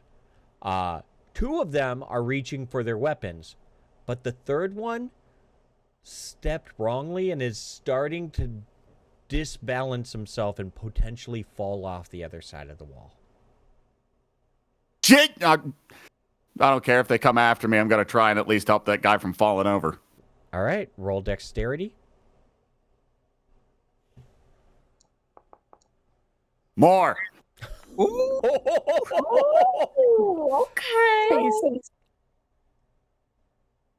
Okay.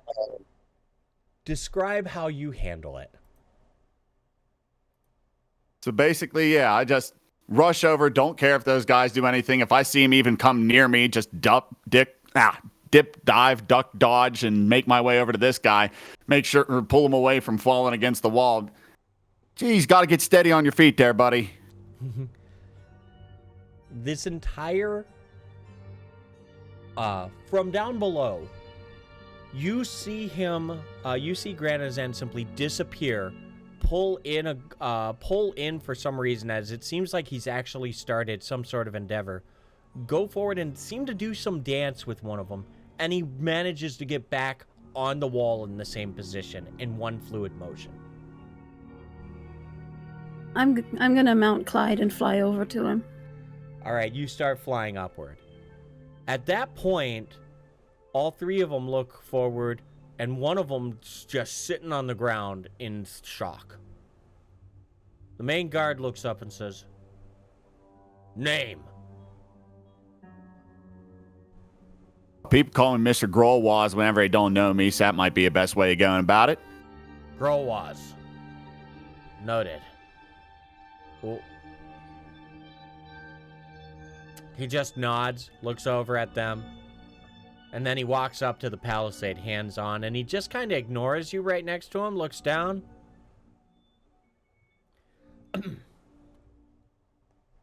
"What's your business?"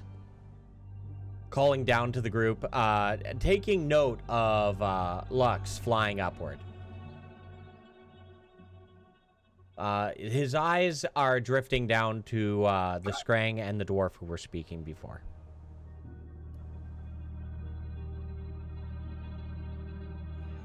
We've come to meet with some of the former traders of the town. They're old friends of mine from the trade routes. He looks over. Yours? Glancing over to Renard. Can I weave a spell? You can. Common knowledge would be that this would be seen as a act of something aggressive right now. That would be like Okay, so pulling a they'd bow. use- Yeah. Okay, so there's okay. I don't want to do that then. Yeah, they are Oh. competent, so they would understand it. An animal would be different. So. Oh, okay. I'm with them, a wealthy merchant from the north of Newfield. He looks over and says something to the guard next to him. Granozan, you hear him say, "Go get the mayor after he's done." And he looks, and both of them look back over the wall to the city below. Never mind. Let's just let him in. Go down and open it. He looks over to the other one that's sitting. You able to get down there and let the mayor know that we've got company? He nods, and he starts going down, both of which stepping down as he's standing up there. Right, we're opening the doors. He looks down. You owe me a bribe. And at that point, he just turns around, sits down with his back against the wall, and at this point, Lux just now arrives to the arrives up there. Lux, I assume you're at least perching on the wall next to Granozan? Or how would you approach? Okay. Yeah, I'm perching on the wall and then just say, "Hi, hey, thanks for letting us in." He looks up, sighing. Not fun anymore. And then he just sits there, reaches over and grabs what seems to be a pipe and just starts lighting up a smoke. Moments later, maybe a minute later, the gate starts opening from below, and one of the guards are cracking it open, letting you in. And into the city you go. Into the first district. The guard who helps you in says, "Welcome to the Gatehouses and welcome to Quellic." He shrugs. "Don't mind us. There's something going on ahead. You'll have to wait here by the gates for you to be addressed by our benevolent leader." Looks over. "So who you with?" He says casually to the dwarves next to him, which, by the way, even though he's a human, he is as tall as you are, Renard. We're with Benevolence. No. His eyebrows furrow. "Never seen you. What happened to the usuals?" Well, I've never seen you either. Are you the usual gods here? He nods. "Yeah. Huh. That must have been what was talked about for last night. We saw a drop-off, I assume, up by the rock?" Yes, that was us. He nods. "All right." He just sits there waiting at that point, kind of silently, getting bored with the conversation. After you pass through the gates of Quellic, you find yourself stepping into a spacious plaza as he helps you walk forward a little bit more. There's bustling activity everywhere with a large portion of villagers or residents standing around. In the center of the square, a makeshift stage has been erected, adorned with colorful banners fluttering in the breeze. And at its forefront stands two figures whose voices ring out with excitement as they announce a forthcoming Fourth Harvest Festival is what they call it. The air is alive with murmurs of surprise, confusion, and delight among the gathered townfolk. And as the announcement comes to an end as you're approaching, the call to all to spread the word to the rest of the town, the collection of villagers start to disperse, and the man and the woman who were at the stage dismount it and start to walk towards all of you, at a swift pace. The man walks up. Who the hell is this? He looks at all of you. You'd think he was talking to the guard, but you're not sure.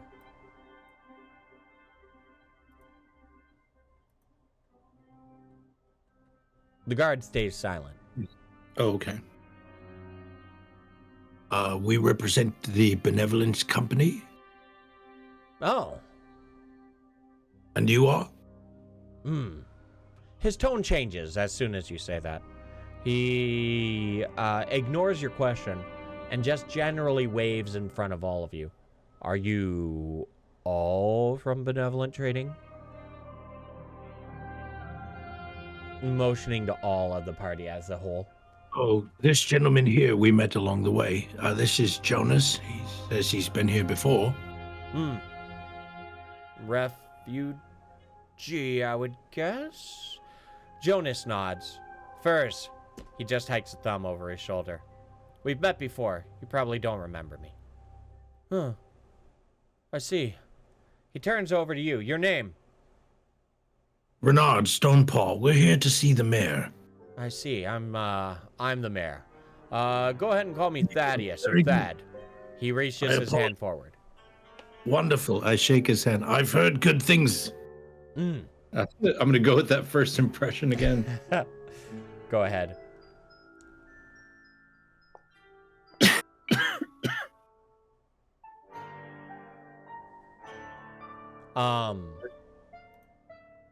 You don't seem to make much of an impression on him this time. But he says, Thaddeus Blackwood, Mayor of Quellic. Yeah, I can understand why you probably came. And the rest of you, are you all mercenary? What's your purpose? He looks around. Oh, I'm just here to assist Renard. Whatever he needs done. He looks on. So I'm here to pick up some dyes. He nods, scrunching his forehead, looking at the rest. So, Renard, you're the one in charge here, then? Oh, certainly not. But I do have, if we might talk for a moment, if I might have a moment of your time, in private, perhaps. Not now. I've much to do. You can come by my house tonight or tomorrow night. How long will you be in town? Good. We'll be in town for just the next few days. Okay. A few days, 2 or 3? Yes, just that. Okay. Well, that's a shame. You could stay for our harvest festival if you wished. It's going to be at the end of the week. Perhaps if things go well, yes. Okay. But, we are on important endeavor ourselves. Okay. Well, I'll do what I can to help with that. He hikes a thumb off to the east. Things have changed since one of your folk have been here. And we have a new expansion and many new homes. Mine is among them. He motions. Sister Miriam. The lady who was standing nearby comes up. She seems to be in what is a long black robe. And as she approaches, you realize that she is actually Skrang. She grins. Yes? Show them around and give them directions to my house. They can talk to me, hopefully, if they find me tonight or tomorrow. I must go. We've got things that we have to do. I will see you, and she finishes his phrase. Yes, later. And the mayor just simply awkwardly walks away. He turns around as he's walking, points at the guard. They're allowed. Get them a space over at the mountain's shadow. The guard just nods and starts walking towards the west. Sister Miriam, pleasure to meet you. I am the head priestess of the local temple. In fact, if you want to see what I do, I will be doing a practice ceremony tomorrow during the midday if you wish to come see. She then starts walking you towards the center of the city and introduces you to multiple different places throughout the city. The Gatehouses are all of the old town, she mentions. You'll be able to find what you need around here in most cases, and if you don't find it here, she mentions to a path that leads off to the east. The market will be where a lot of our trade happens. She shrugs and smiles weakly as she uses that word. But we take care of our own now. I'm not familiar with the Benevolent Trading Company, you see. Our temple has just opened up recently here. If you don't mind my asking, what passion is the temple's devotion? She smiles, and her timid voice goes to something of a strong, fervorous voice. Thistonius. Thistonius is the, DM note, the Thistonius is the god of combat, conflict, and fervor. Many of which praise him for bravery and also victory in battle. She then, almost as quickly as she went into that tone, she smiles even more with her beak, and taking a moment to match eyes with Chona, and says, "To the west is Shadowrock. You'll be able to get some places to rest over there." Jonah raises his hand. "I'll be able to help him with that." And she nods. "Thank you, Jonah." She turns and points to the south. Water's Edge is what we call the area where the temple is, as well as where most of the farmers are. She shrugs and says, "No, the fishers. I'm sorry. I'm still getting myself backed up." She points to the southeast. Our new vegetable fields and our new farmers are in the southeast. And just north of that, she points to the northeast, are the new homes. There, I've given you your basics of where you want to find. She turns around. "If you don't mind me asking, what's your business here? Specifically, is there something I can help you with?" How long has the temple been around? Since when was it erected? She smiles and says, "Well, by luck, about maybe 3 to 4 months. It's been a recent erection. Unfortunately, it's from the ruins of the old temple. It's a humble thing, but we used to have a quester here by the name of, I can't remember, but he was a believer of Uppendal. Passion of building and construction. So, when there happened to be a void and I was traveling, they asked me to stay." She smiles. Was the previous temple destroyed in order to raise your own? She shakes her head. No, not at all. There was something that happened before I came, and we just simply took the opportunity to work with it. The ground erupted for some reason, or caved in or something. I didn't get the full story, but we have turned it into a opportunistic place for us to do ritual practices. I understand the city's taken a new attitude of sorts. You say that you're beginning to care for yourselves and tend for yourselves. I think that's wonderful. Is that by the order of the mayor? She nods. By the preference of everybody, it seems, but the mayor has been the one leading that charge. The plants are nutritious and they take care of us, and it's been very, very good for the prosperity of our town. So no more importing anything or exporting anything? She shrugs. That's for the mayor to decide, but I personally like it this way. I am a firm believer that you take what you need and you make it work, but that is the way of Thistonius. I see. And sister, have you been a follower of the faith for long? Mm-hmm. I am a quester of the 3rd rank. And she nods. It has been a devotion of mine for much of my life. That's fantastic. I look over to Granozan and cock my eyebrow up. Give him that look of, this isn't going to work. You know, they can't they're not going to take any imports or exports unless the mayor says so. They're just kind of be self-sustaining. I'm raising suspicion, and I'm trying to communicate that in a look to him. Like, what? Now, are you hearing this? Are you getting this, my man? Dude, what do you think about this? He waits for, what's the Srang's name that's leading us around again? Chona? Or No, the one- Sister Miriam? He waits for Sister Miriam to not be within eyeshot and just basically just kind of looks, gives a nod, lets his eyes go wide a little bit and just be, yeah. Okay. She looks up. So you're here for what business? She looks, if there's anything I can help with, it's hard for me to help without knowing why you're here. What went into the decision to be self-sustaining, if I do ask? Just curious. Well, she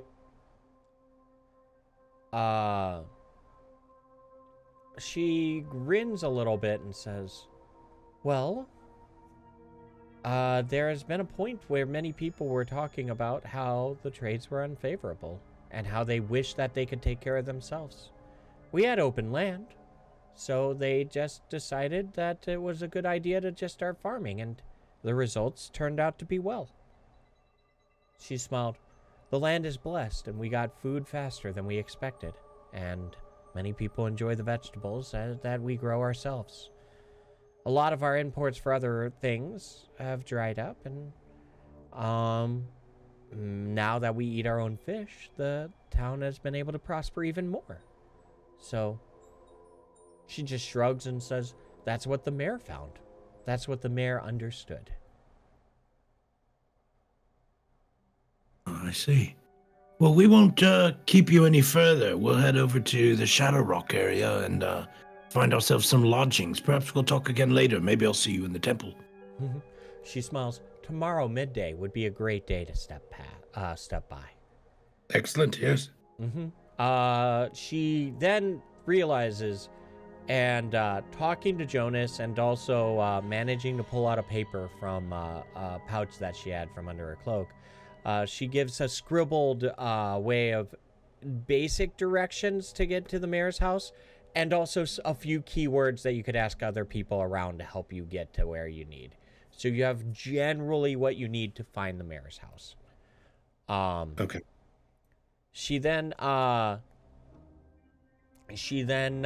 a polite, puts her hands together, gives a polite nod, and says, if any of you have any questions, I live next to the temple as well. So if I'm not at the temple or there, I am on business. But if you have questions, you can always see me. Good luck on your... Her scrying eyes kind of furrow. What was it you were doing here again? Thank you for your kindness. We must be on our way. She nods, and at that response, she turns around, hands in both ends of her robes and cloak, and she walks away towards water's edge. It is now the middle to midday of the second day of 7. Where's the first place you go? Jonas is willing to get you to a place to rest in Shadowrock. Yeah. Maybe. I should think we would all like to arrange for lodgings first. And he walks you over to them. To get to Shadowrock takes about half an hour. In here, when you look around, it almost looks like all of this has been converted to the slums of the city, though no one looks necessarily unhappy. There are varying huts, tents, and everything else around where you just feel like people have decided they're just camping on the land. One of which has been brought about for all of you, and next to Jonas, where he is staying. And all of you manage to take your bedrolls and whatever you want and put them in there while you discuss your next steps. Jonas says he typically is around here, and if he's not, he's out hunting for more supplies or walking to the market to sell what he wants, so he can trade it for foods, necessity, or anything like that. He wishes you well and says if you need him, come talk to him. Though he plans to be at the temple's... he plans to be at the temple ritual tomorrow because he says, quote unquote, it's fun to watch, end quote. And he moves on. Okay, since he's without, he's out of earshot. Friends, this is suspicious. Don't you think? I agree. It's very weird. I mean, it's very rare for a settlement such as this to try to provide for itself. It's not unheard of, but I feel like there's something fishy, or shall we say, not fishy enough, about this place. Now, if I had to guess, I'd say it's vegetable-y because it seems like, well, Jonas said that the vegetables were shit, but everybody here loves them so much. Yeah, they might be. Something's going on. That I is think right. we should probably talk to some more townspeople about that. Did you catch what she said about the mayor seeing the way that it made sense to him that they should be doing this? Exactly. We need. I do agree. We should talk to some of these townspeople and get a general feel for how everyone thinks of this. And also, we need to talk to that mayor. I feel like it's either directly his doing or he's under some kind of influence. Also, perhaps he is also a breach of contract with Benevolence. I'm not sure about that. If there would be some sort of political. Were we told that? The only thing that was mentioned is that some of the final lines that the Compass said, which was, they will not get any more vegetables if they don't supply more fish or furs, because, quote unquote, they don't provide their own vegetables. Right. Okay. Also, we should check out this vegetable field they have. Agreed. And visit this temple for the show. Yeah, no, he got me curious, I'll be honest. It is strange that a battle temple would show up at this with only a few months. I feel like it's weird that a battle temple would show up and just be like, nah, nobody else. We don't want no conflict, just us. Right. She also doesn't know how the last temple broke. Yeah, between Jonas and her, there's a weird, memory thing going on. Maybe that's just me picking up on a thread that really ain't there, but Well, Jonas also, if you recall, could not remember his past. I wonder if something has happened to Jonas that would have to do with any of this. Maybe Jonas just needs to eat some regular carrots instead of these crappy ones. Maybe I could, yeah. I think we should be careful what we eat here, and we should probably talk to a few different people. I'd like to go to the market to look at some dyes while we're here as well. Can't waste too much time, but also, I hear they're quite nice this time of year. Why don't we head to the market straight away, see what we can find out from everyone, what kind of information, and you can do your shopping there while we're there. Is that a Sounds like a plan. By the way, What time is it? It is now mid to early morning. Okay, yeah, we've got time. I will assume that you are not making a direction unless I am told you are specifically making an action. So continue your chat. Is everyone good to go marketing? Yeah, sounds good to me. Let's go see what they got. Indeed. Let's go. By the way, Granozan, if it is okay, I would like to engage in camaraderie, because that whole thing you pulled with the wall was simply fantastic.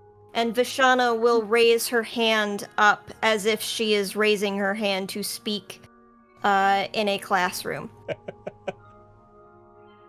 Oh, we'll join you in your camaraderie, and Granozan will mimic the hand raising. Mm-hmm. I would like a high five, if that is acceptable. Oh, yeah, let's go. And she will remain still waiting for the other half of the high five. I would Oh, I'm like- coming to you. Okay, so just go over and not full crack, but we want to hear some noise. Yes. Just This is a fantastic day. I must write about this. it's only gonna get better. Okay, I am going to move you to the market. It takes about an hour for you to get there. So you're approaching the later morning as you get there. Along the way, you see, at least in what seems to be a creepy situation, not a creepy town. People are walking about as normal. There is a tendency to wear cloaks in here, in this town, but it seems more the culture here to wear cloaks. Some of them have the hoods down, some of them have the hoods up underneath. You see many of them wearing what seems to be normal clothes of this garb or that garb. Mostly not rich garb, though. Just casual garb. You find yourselves moving along the streets and getting to the market, where it's a varying, interesting mishmash of what seems to be large houses with open doors that you can walk in and look. But some of the houses some of the quote-unquote shops that you've seen at, you see literally the beds of people in the same room that they would be selling things. So a lot of the culture seems to deal with single room buildings. And an interesting design choice is that almost every building that has a window or a door on one end has the same window or door on another end, where they use that as a sort of ventilation technique, allowing cross breeze, allowing for a lot of open places to look in and talk and converse, or just people walking up to windows to talk to each other. It feels very community. Eventually, though, you get to the market.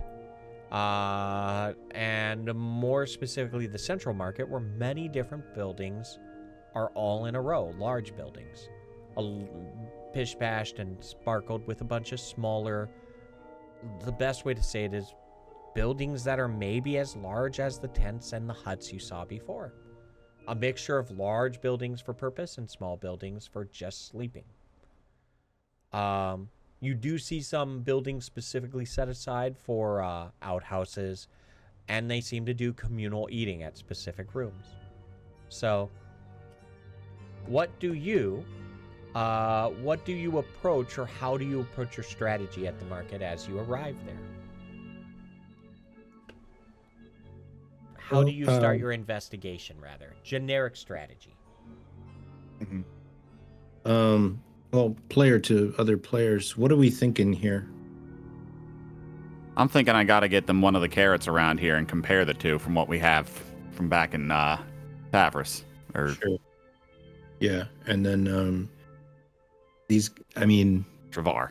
He said that we're not noticing any differences, like obvious differences. These people aren't like zombie-like, so I assume they're kind of, chatting amongst themselves and acting pretty normal. Mm-hmm. I was thinking maybe we ask them about, ask a couple of them about their past and see if there's a relationship there, like maybe that they don't remember past a certain point. Okay. Sounds good. Like Jonas, maybe? Yeah, I think we need to ask around a little bit, because why are there so many new homes versus so many slums, and like what's drawing people here and keeping them here? Because they said that they're growing new homes and new fields. Also, the lady was pretty suspicious of us, of our purpose here and intents, which makes sense if they're kind of closing off this place to people. She really wants to know what we're doing. Yeah, she wants to know what we're doing. You might want to come up with an idea for what we're gonna tell.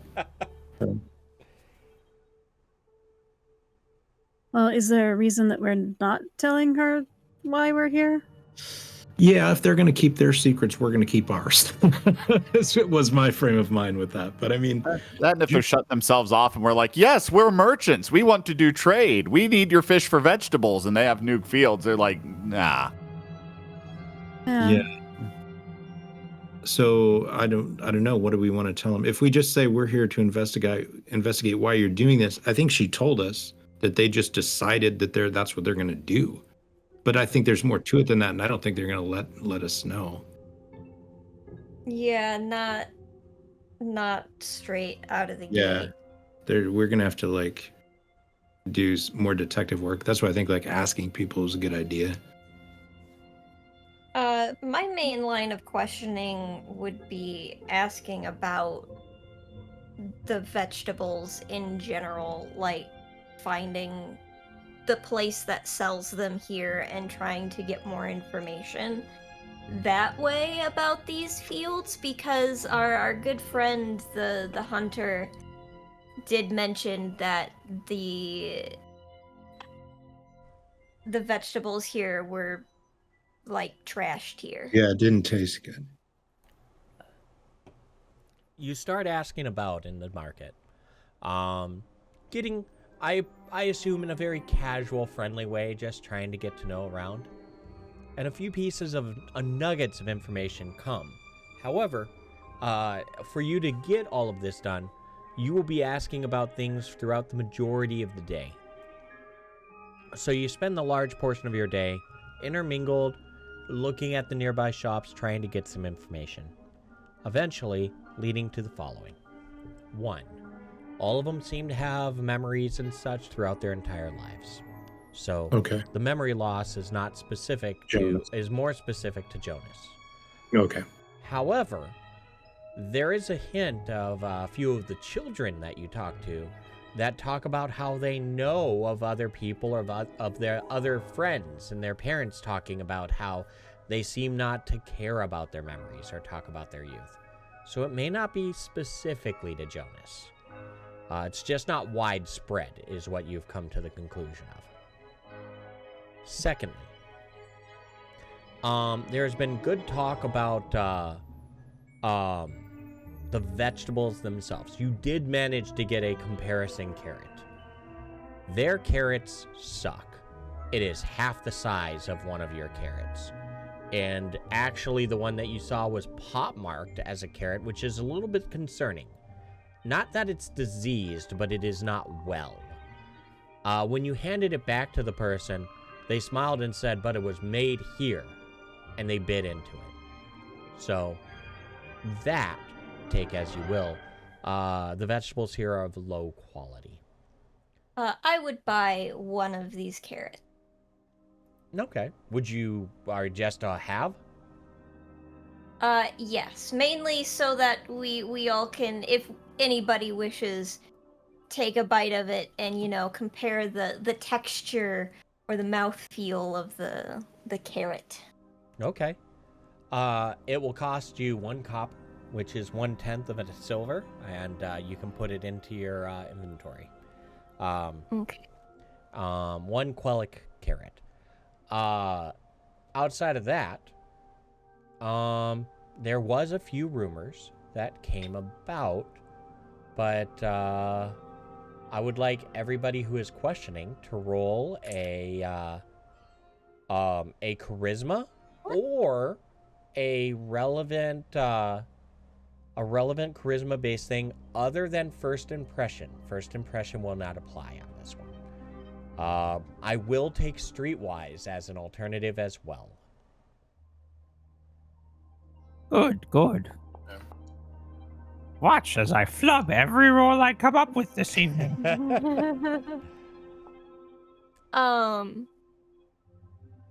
That seems about right. I have etiquette. I'll take etiquette in a different way. Yeah. Okay.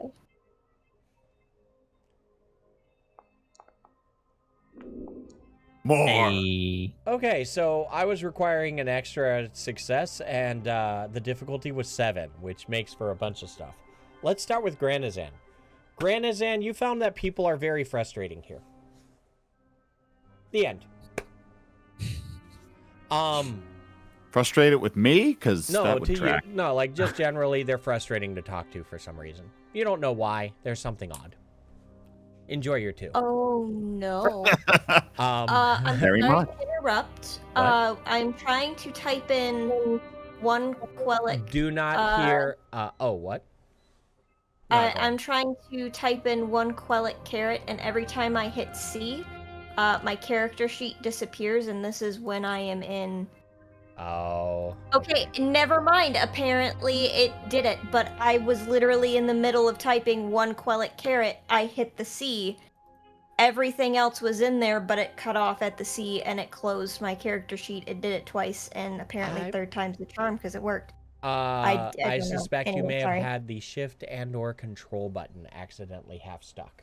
That's all. If it's working though, we'll figure it out. So, in order. I'm going to go with Lux first. Lux, you managed a conversation with a person, and you are actually with Renard during this conversation. And the person looks up and says, "You're asking about the vegetables?" His eyes looking a little bit suspicious and confused. What's it with outsiders asking about vegetables these days? He sighs, walking away. Is it we can't do anything with that? Oh, you can follow or talk. Yeah, I mean, he's starting to walk away. Wait up. Now hold on. Come here. Well- Come here, you. He stops, turns around, and Okay. listens. My dear, may I have that carrot that you just purchased? Oh, Oh, I didn't buy a Vashana's there carrot. too. Yeah. Let's go. Okay. No, we're fine. You get it. Okay. Yeah. And I Okay. will hand you the carrot.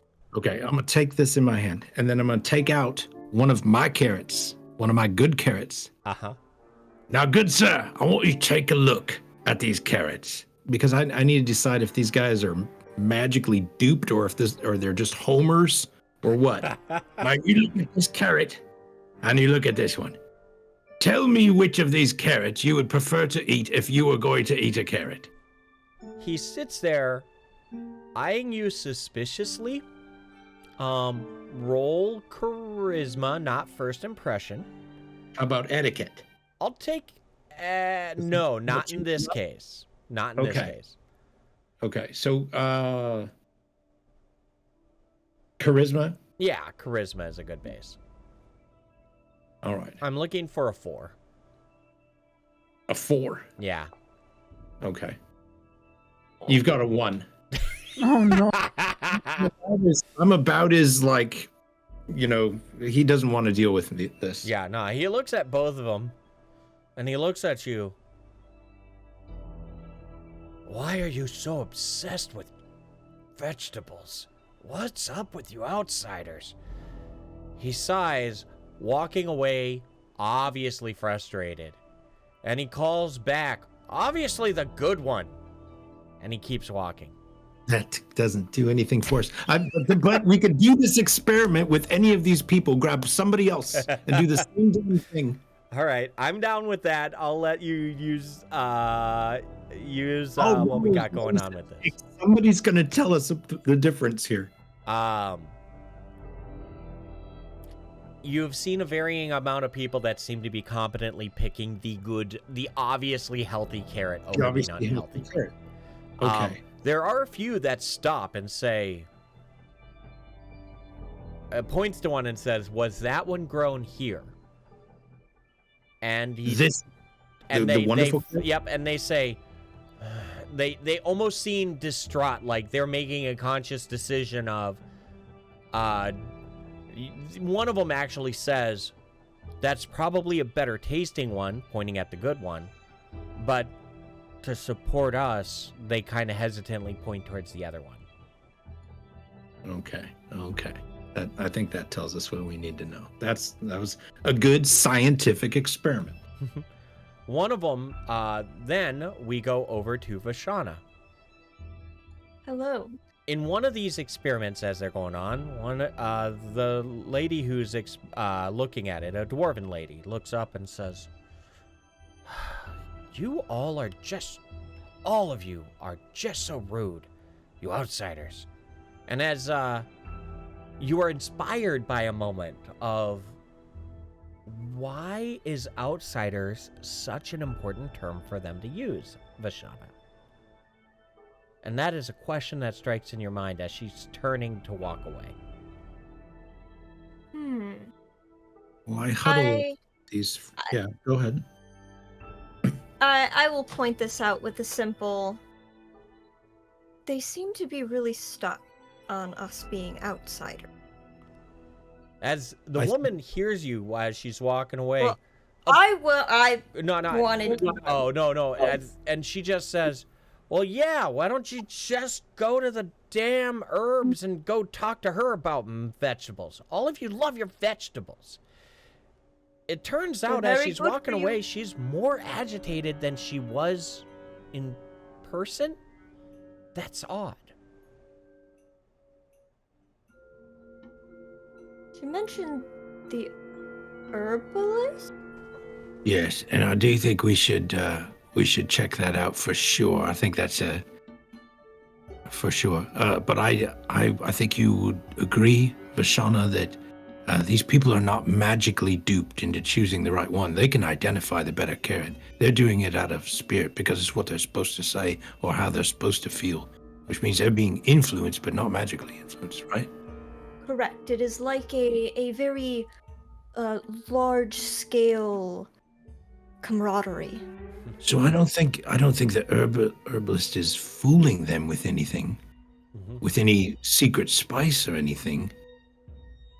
No, but the herbalist could be the one growing the vegetables.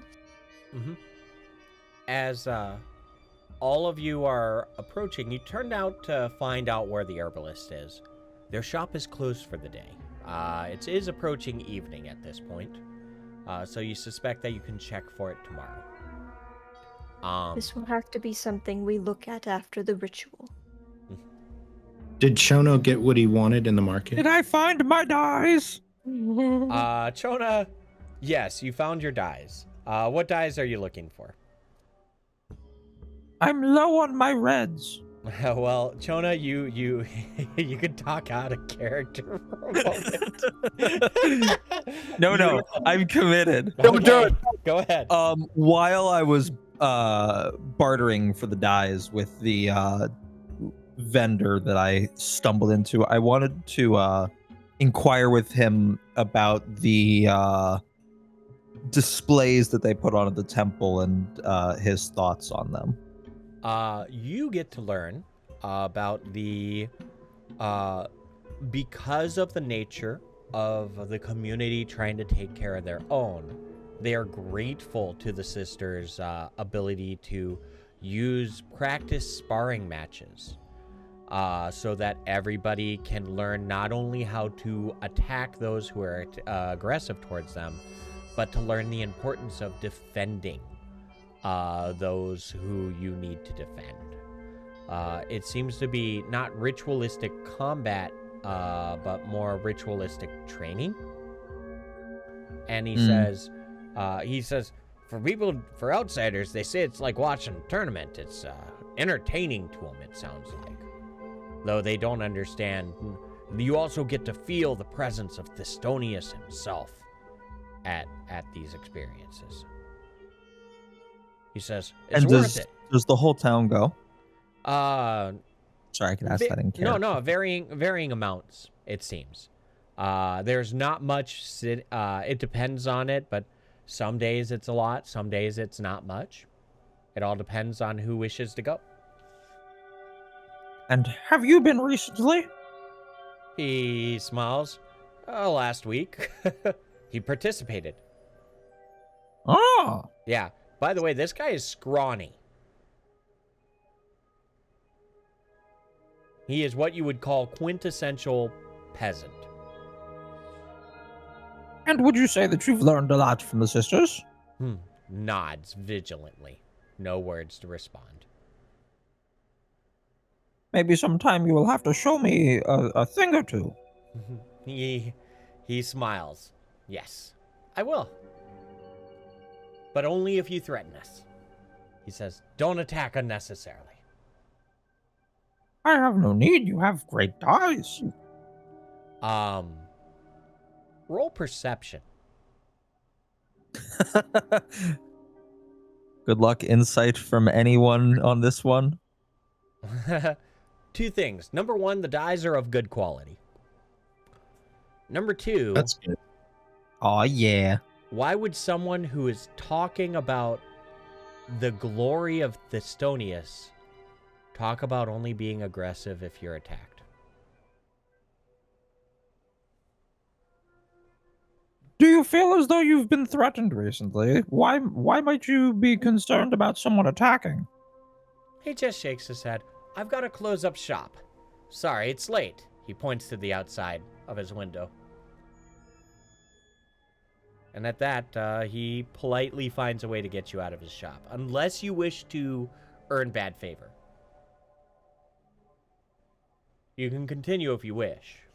Can I charismatically ask on my way to the door? You did, and he's pushing you out. Charismatically equally.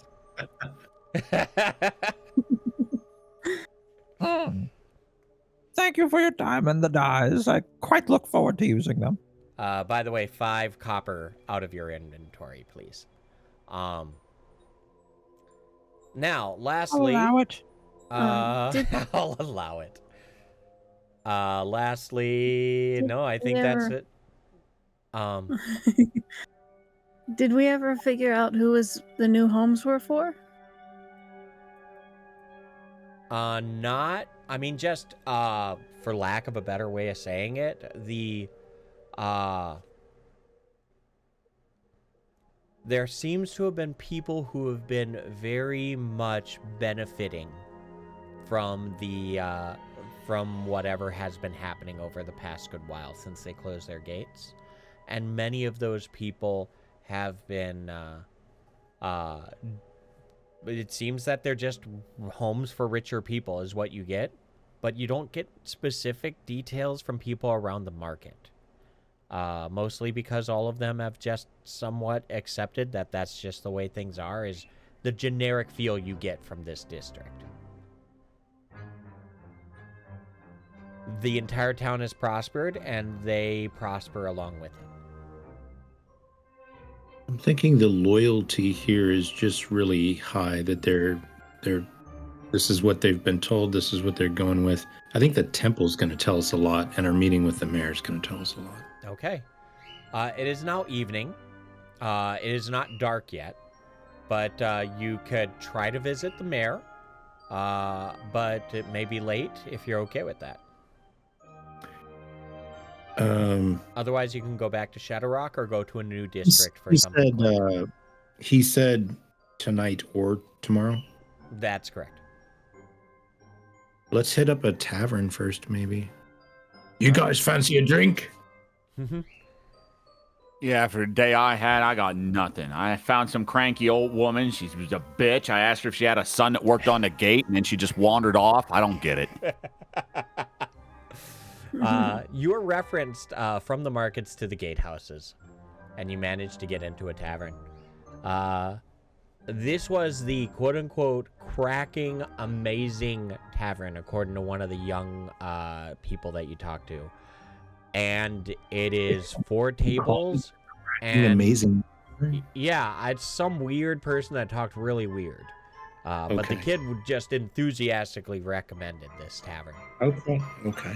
As you go in, though, the Elven lad's recommendation comes into a house with 3 tables and what seems to be a small keg in the corner. And there just seems to be a couple, a man and a woman, are just welcoming you as you walk in the door of their house. In fact, you think that the man literally got up from his bed, letting you in. It's odd, but he serves ale, and all of you are able to talk. Discuss. There's no one in here, or no? It's just the quote-unquote tavern is someone's house that serves ale. This can't be right. Do they have a proper license for that? They ask you, why would you ever... They are completely confused by your question. She's an outsider. Let me let us not disturb you any further. Is there a tavern around here? Both of them look at each other and almost look insulted. What's the matter with ours? Okay, so that person who told us it was a Kraken tavern wasn't just high. Like, this is their tavern. Is this tavern by chance named Kraken? They both smile and say yes. Yes, this is the Oh, Kraken. we've heard great things. We were looking for maybe a bunch of people gathered, some music, some food and drink. It looks like this place is not very busy this time of evening. Is there no place we could go to celebrate and be festive? So, at that response, the man goes over and draws himself his own ale and sits down with you, smiling. That'll be the Harvest Festival. Another one's coming. Again. Ha ha. And the wife starts giggling in the background as you notice she's doing some sort of needlework on something. He smiles. Was there one recently? Yes. This is our fourth one. Yeah.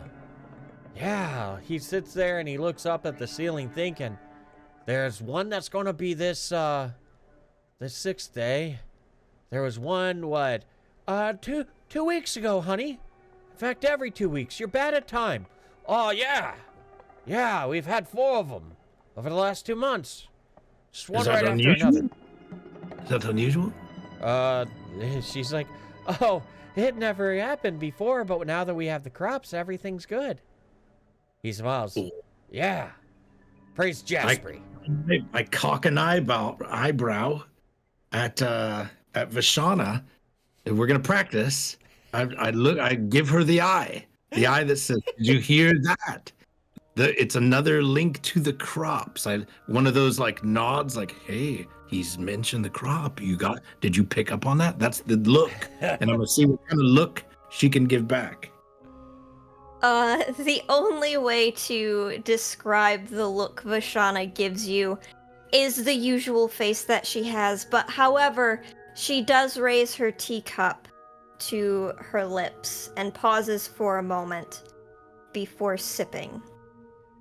Okay, maybe she got it, maybe not. All right.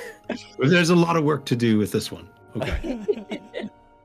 The claps in chat. They're proud of you. He looks up. Yeah. Nah, every time. The past few weeks, it's always been out here, outside the Gatehouses. It's been great for business. Yeah, we've had to open up a second keg. She chuckles and says, and now we're even using our own crops to make it. He Oh says, God, let me have some of that. Let me have a drink of that. How about it?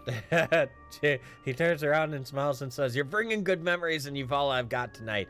On the house. Literally. He My taps dear his man, wall. thank you. He offers the ale to you, and anyone who wants the ale can have it. And as you taste it, it's not a great one, but it's not a bad one. It's just an ale that you feel you could find at a small village you would assume you'd find on the road. It's a fucking Bud Light. It's like a domestic. It's not very good. It's right? an amateur homebrewed ale. Okay. I will pass on his kind gesture. Okay. I will ask for a refill of tea. They don't have tea. In fact, as you look around the room, they have a keg. They don't even have they have something in the corner that you would assume is some apparatus they use to try and make more. They have a large tub in the corner of water, which you assume is their bath. And there's a bed they share. And the table's in the middle. And actually, this is the first room that you've seen with a rug on the floor. Now that you think about it, throughout the entire day, you have not seen a single rug other than this. Which, may show a sign of significant wealth, you'd guess. That's a very nice rug. Did you guys get that here? Or was that imported? She smiles. No, no one makes rugs here. We got it from some people who were bringing in some things. It's well made, but yeah, not furred. It's made by magic, is what they said. He says, yeah, that's poppycock. Somebody just made it and sold it as magic. But I thought it was forbidden to. I thought you guys were making everything yourselves. oh, he looks up. Oh, we've had this one for years. He smiles. Oh, that's a new thing, though, then. Is there any way I can actually tell if it is made by magic? If somebody literally just spun this guy a yarn about this rug? I believe you have the talent of Astral Sight, right? Yeah, Astral. I do, yeah. Go ahead and use Astral Sight. Maybe you'd be able to check and see how complicated its pattern is. Okay, I'm gonna do a karma on this too. Okay. Because why not? I mean, you're sleeping in the morning. 11. You rolled an 11 against the mystic defense of the rug, right? Uh-huh. I'll give you your results in a moment. Got it? Okay. Everyone else roll perception. Slightly good at this. But not that good. More. Why is this the one good roll I get? Get it? More! Oh my gosh! Holy crap! You perceive the hell out of God! Friends, this is what I do. Meanwhile, Grandma says, wow, this is perceive the really future? average beer. Oh my God. So Maybe. just to verify, that was a 6, 6, 6, 3, and a 4. Damn. Okay. I'm going to describe what everyone but Renard sees. Because all of you succeeded. With the exception of Vashana. All of you glance over and you notice Vashana just looked down at the rug in a very, almost slightly exaggerated way. As if she's focusing on it. And she leans down and she's looking at it with her eyes. But you're used to Vashana having an almost emotionless face in some ways. That's a good way to describe it, right, Sivan? Yeah, Okay. just deadpan. Just deadpan. And as she's looking down, you actually see an ounce of effort and adjustment on her face, okay? Renard. Maybe it was just the way that you were able to exchange and connect with her and seeing her do this teacup. But your comment about the rug. As you bring it up, you notice her lean over and look down. And just into your peripheral, not only do you see her lean down, some way with the way your eyes work, you can actually see her eyes change focus and shift and look down. But where everybody else sees no change in emotion or just a little bit more effort, you see a momentary section of panic come across her face. The first emotion you've really been able to easily identify on her elven features ever since you've met her. Panic as she looked at the rug. Vashana, you see nothing. And when I say nothing, I mean you don't see the rug, the floor, the chair, or even the edges of your clothes. The corruption, the what is normally a mist or fog along the ground in a generally safe area is so oppressive. It's as if you're looking down into the cloud yourself. Instinctively, you raise your hand to see if you can see your hand's pattern. And you see yourself moving the hand towards your face. This, by the way, Renard catches. And you only just barely see the pattern of your hand glimmer through mere inches from your eyes. You are in the middle of a purely corrupted space. You are in danger. And this is where we'll take our second break. Dang it. Small correction. I thought we were in Kraken.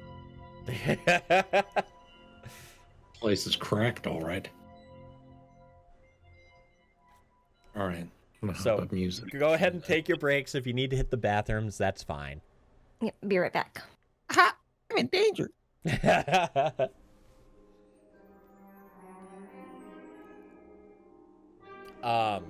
Using book terms for people who want to know, there are 4 different layers of corruption. You are not in safe. You are actually in the 4th tier of corrupted space.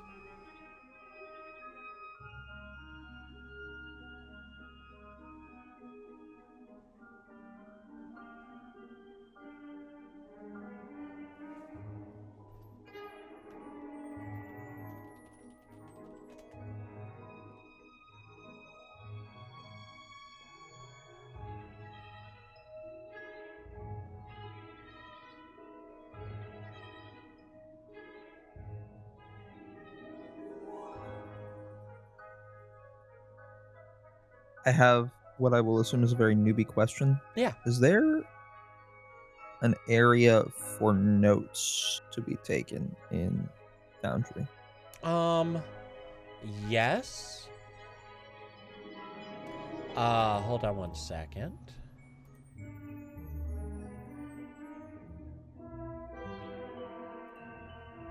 All right, if you go in the top right, there is a journal section. It's the open book. Mm-hmm. Do you see the player journal inside guides and tables? Oh, it's in. I've got useful tables and combat stances and options and guides. Let me see. I just pulled player journal out. Do you see it? No, you don't. Okay. I'm not that cool. Cool. And now I Oh, just wait, fixed it. now I just see did it. So yeah, I just if you want, you can just click add page and you can just write what you want. And this is a collective player journal. Okay, it's shared. Gotcha. Yeah. So just create a new page. Yep, we'll do. And there's no. I take it there's no private journals, just so that I can jot notes. I because mean, my there brain has can be. the- I just haven't set anything up. If you want to, Totally actually, on valid. your character sheet, go to your character sheet, go to biography, Yep. and where you put sarcastic, impulsive, and egotistical. Yeah. Yeah, or you Yep. know, you can put everything else below that. I could dump information there. Yeah. Alternatively, you can put it in DM to me on Discord. Like, you have many different ways. Cool. Wanted to double check. Wasn't sure if there was something baked into the client because Yep. brain dump is easier for my, peanut Mhm. brain.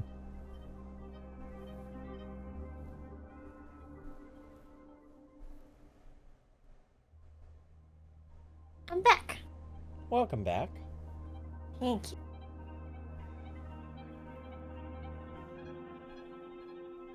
Oh. Hey, that thing you said about not hitting a shift key while typing. Aha. It is odd that that happened, though. I'll have to look into that to figure out what's happening. That's if you Google Left searches. shift is crashing it. Hang on. I have the ability to hit a debug key. Now,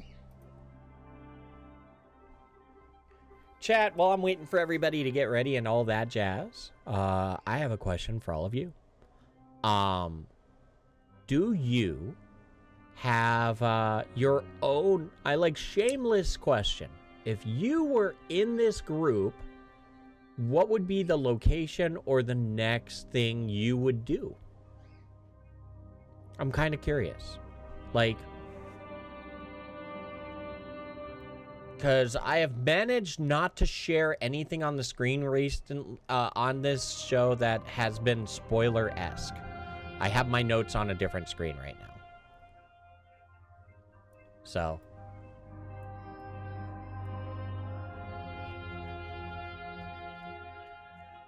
Oh, here's an interesting piece for you. It is very specifically when it's popped out that it's causing crashes. Oh, really? Oh, that's good to know. Then in Like that case, the I don't have a player clue. sheet pop out. I'm assuming you had yours popped out, Sivan. Mm-hmm. I did, yes. Yeah. That, Okay, that's good to know. For Yeah. debug purposes, that might be worth passing along because I was able to edit things completely fine while it was like normally And- baked into the window. But Interesting note, if you are using the client and not connecting through a web browser, I can't pop out, so that's why I've never experienced it. that would do it. Yeah. I mean, Hilarious Donkey, by the way, I know you're still learning all the Earthdawn and stuff, but they are currently investigating. Of what you see on the screen, where would you suggest, or where would you be like, this is where I want to check out next? Kind of curious. I'm back, but Oh, welcome back. If you are back, actually, no, I don't want to lock you in. But, if you are back, it'd be cool if you can move your mouse over Shadowrock for a moment. I want to see who's here and who's not. okay. Well, Sivan's Just here. got in. Novus is here. All right, we got Santa. Okay, I think we're all back. Cool. All right, then back we go.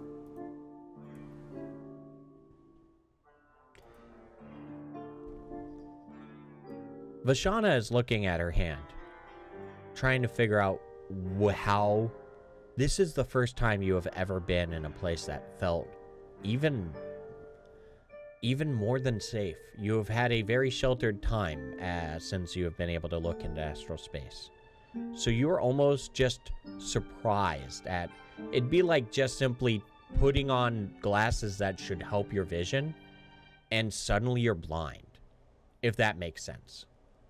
Mm-hmm. So, Vashana, they're still talking around you and such. The man of the house is just talking away.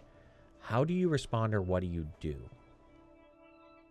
As I am coming to the terms of the fact that I can't see, my breath catches for a moment, and I say,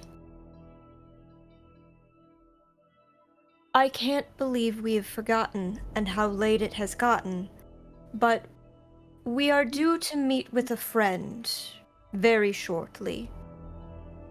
We should not be late for that. And can I shift out?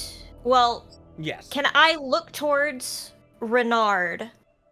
And very first time ever, I try to mimic his. Here we go.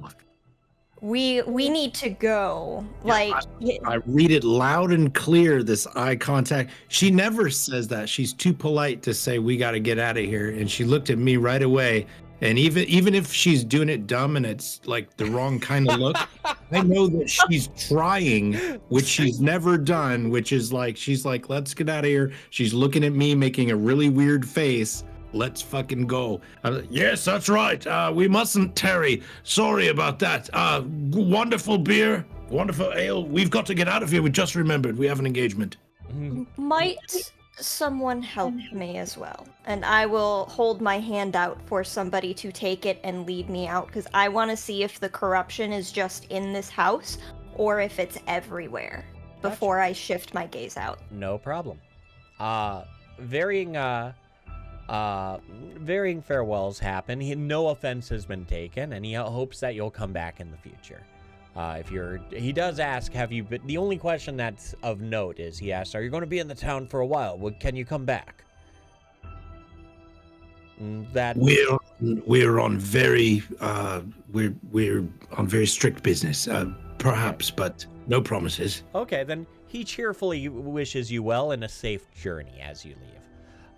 As all of you go out of the house, Vashana, nothing has changed.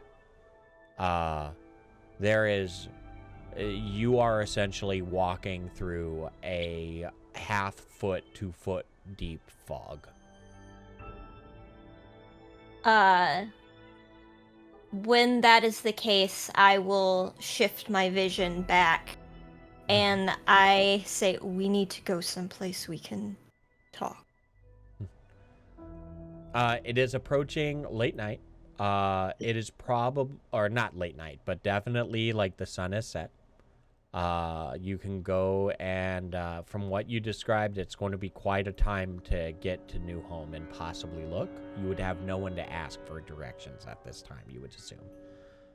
Do you go to Shadowrock or someplace else? If we know how to get back to Shadowrock, wouldn't we? You guys think we should just head back? I think that's the best plan because we need a place Well, to the mayor hunker said down it's, anyway. Mayor said his house was in New Home. There's a chance I could track him down. Ooh. This late though? Yeah, that's the thing. I don't know if we should do it this late. All right.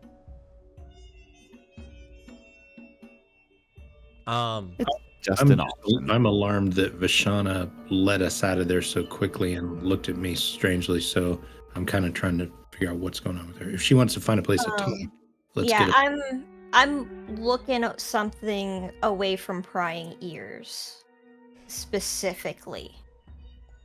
All of you start walking back to Shadowrock then with that proclamation. You have multiple days, so you'll be able to do more tomorrow.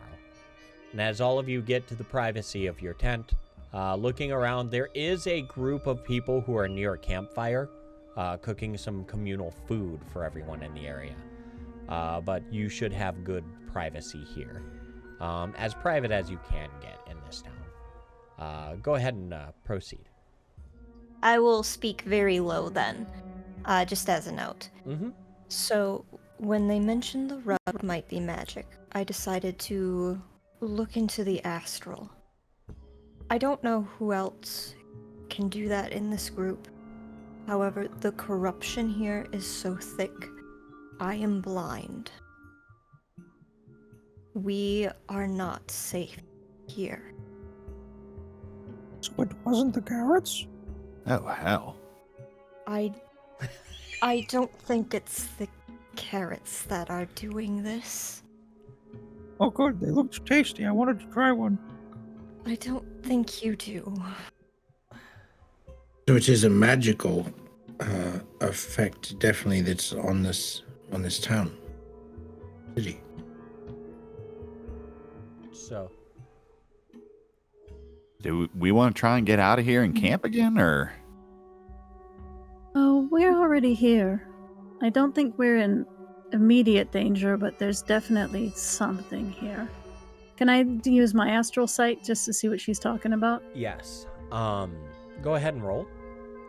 Just generally as a note, this is for pattern seeking and such, but the corruption itself allows you to look in the area as well. So this is more an explanation for everyone else. Okay. You look and see exactly what Sivan has described. Your history has provided a much more varied perspective across the world. But even though you necessarily may not have seen the things, you have heard about corruption from other people you've talked with in other locations, and they never talk about blindness. They just talk about, like, a basic wispy fog, and, like, it's almost like the fog is lifting up and, like, it's water almost. Like, the smoke is rising and up to your knees, or it's up to your waist is what some said. The fact that it's tall enough that you can't easily see through it is kind of scary. To put into perspective, when I shifted my sight when we were in the Badlands, I could still see the ground. That's correct, right? Yeah. I'm not misremembering. Okay, yeah. This is I more could still corrupted see than the what ground. you saw in the Badlands.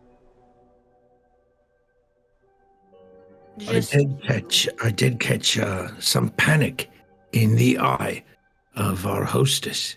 That she actually panicked when I mentioned the rug, and she looked down at it. Not many of you caught it, I think, but she is aware of the corruption. Although she didn't speak it to us, she's very aware of the corruption. Wonder if there's something under the rug. Maybe there's something under the town where the church fell the first time. And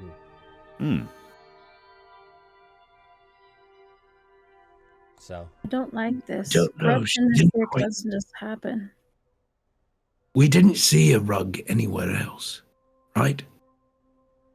Not that I can remember. Mm-hmm. Oh crap! Is it Um, happening to me now? Can I roll knowledge horror lore? What do you? Because yes. the corruption here is so You- thick. You can I- definitively roll that. Give yourself a 3-step bonus. Okay. And I'm also going to throw a karma in there too, just for good measure. You cannot with that. It is a skill. Gotcha. All right, never mind. 3-step modifier. Here we go. It. 14. What's your question? My question is there any stories of horrors like destroying temples or possessing rugs even? Not necessarily possessing rugs. You are aware of stories where some horrors may actually possess inanimate objects in some form. Shiny crystalline ones is what you've heard of, as an almost way of enticing them to come open it, and they would strike from that point. Outside of that, destroying temples, destroying, like, their entire legacy has been about destroying things such as breaking into caves and destroying beautiful things. Not necessarily any specific about just hunting down a temple on its own, unless it would strike great, deep pain that it could feed off of if it was a more intelligent horror. But then you have the instinctive horrors, the ones that just do what they can instinctively. Relatable to animals, almost. Where some horrors are fully competent and intelligent. Okay. I do think one of our main priorities should be finding out what happened to the old temple. From what I am remembering, the old temple was to the passion of building or construction. Okay. Please don't freak out when I say this. There might have been a horror involved in its destruction. Wouldn't it be worse if there was a horror? Horrors don't leave survivors. Yeah. Maybe it's just setting up for something worse. From the stories I have read, if them destroying this temple could bring great pain to the community, that is what they feed off of. Mm-hmm. I'm not saying it is what happened. I am saying that it is potentially a possibility, given how thick the corruption is here. But I do not think it is the only answer. Your conversation is interrupted briefly as a call from a familiar voice comes from outside the tent. And that was just a warning to say it was coming. And then he walks up. Your friend, Jonas, walks in with a few what seems to be very basic bowls of soup and stew. He just says, if any of you want, it's communal. And he leaves 2 or 3 bowls. If you need more, come get it. And he just notices the conversation, politely bows out and leaves. You watch as he gets out of earshot.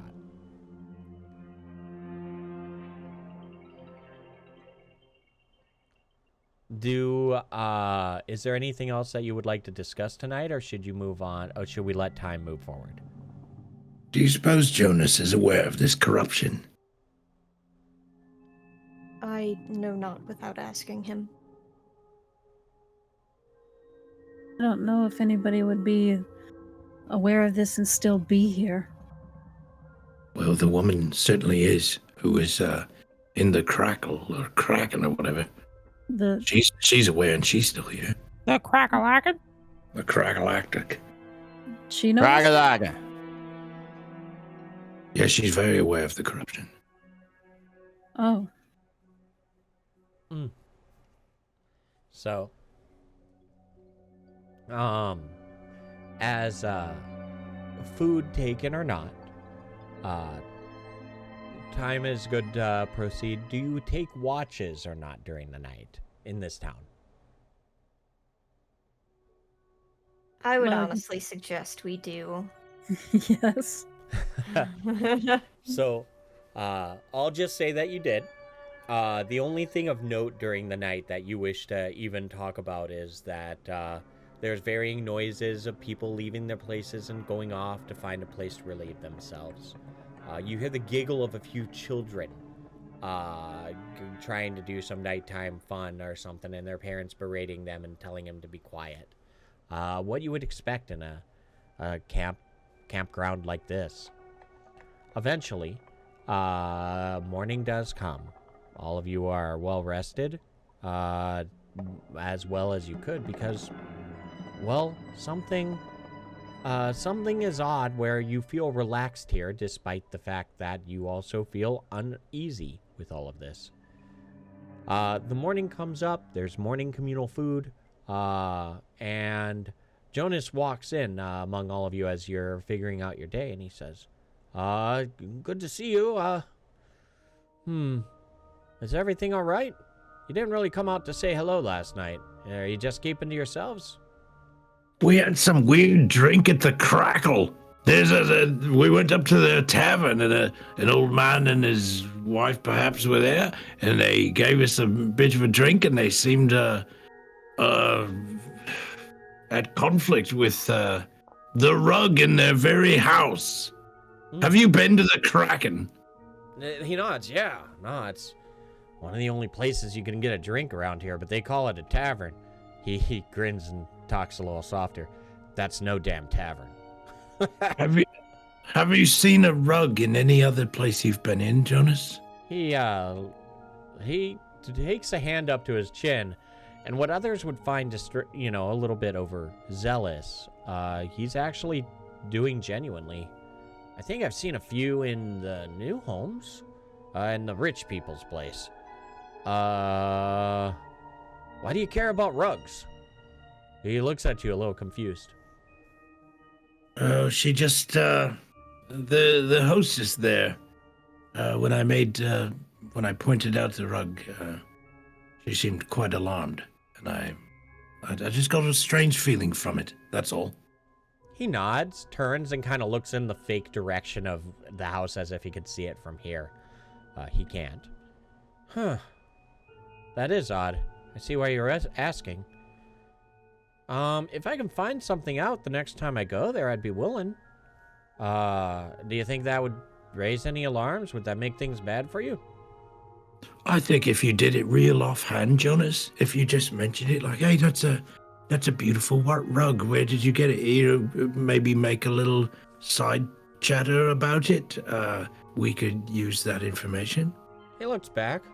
Yeah, I'll see what I can do. Thank you. Yeah. Hey, Jonas. Hmm? The pelts you were trading. Yeah. Do you know what they're used for? He smiles lopsidedly. I used to. And no. now? No, not anymore. I used to sell them here because I knew they sold them over to people from other cities. Now I don't know what they use them for. Would you say that your belts have ever been used to make rugs? He, does the likewise chin rubbing thing. Probably. But then he looks back around at all the places. Though I've never seen a fur rug here. He raises his hand dramatically. I bet you if it's been traded out to, like, where you're from and such, I bet you it was made for rugs there. And then he gets a worried look. I hope they make a rug out of my Brithen skin. You have now opened a whole can of worms in his head. You can tell from the varying changes of expressions on his face. Jonas, we apologize. Don't overthink it. That's our job. We're just wondering. I mean, No. enjoy yourself here. No, he holds his hand up. No, you're fine. It's just I never realized there's never been a fur rug I've ever seen here.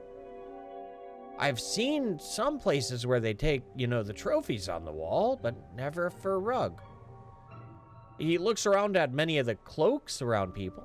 I always just assumed that they turn them into cloaks or something, but all of them are made out of, cotton. Huh.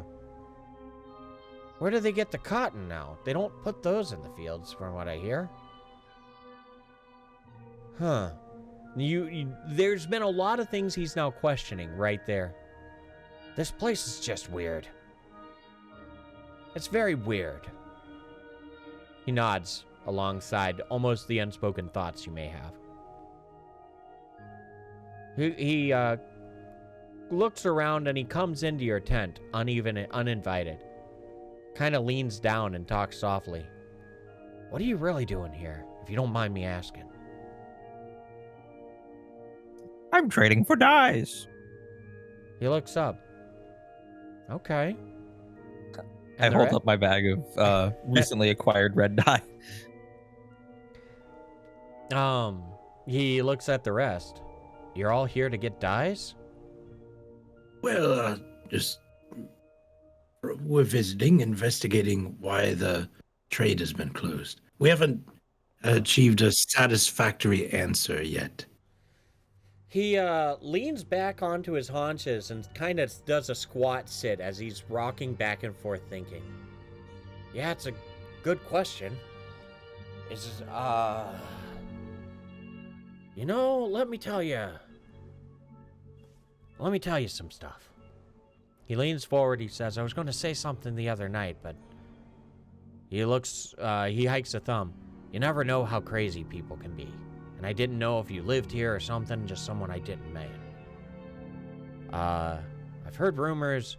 I talked to my friend Elena, and she and I are on the same page that there is something odd around here.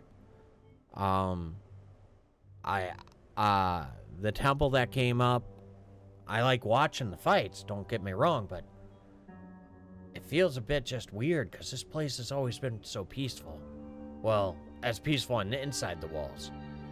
And then there's just the new fields. I've never been there. They don't let me anywhere near there. I just go for a walk. But there's some really weird rumors about just people talking about how sometimes people are walking around over there at night doing field work at night. Makes no sense. Why would you work the fields at night? They're working the fields at night? Yeah. It makes no sense. We've got to investigate that. We need to investigate that. He looks up, he says, you should speak to Elena, friend over in the market. We'll do that. I'll see what I can figure out about the rug. Maybe even see if there's any other places I've seen with rugs. We're to have an audience with the mayor this morning as well. Oh. Careful. He's moody as hell. Yeah, I've noticed. I'm about to head off to the temple myself. Careful at the fields. They typically try to keep outsiders out.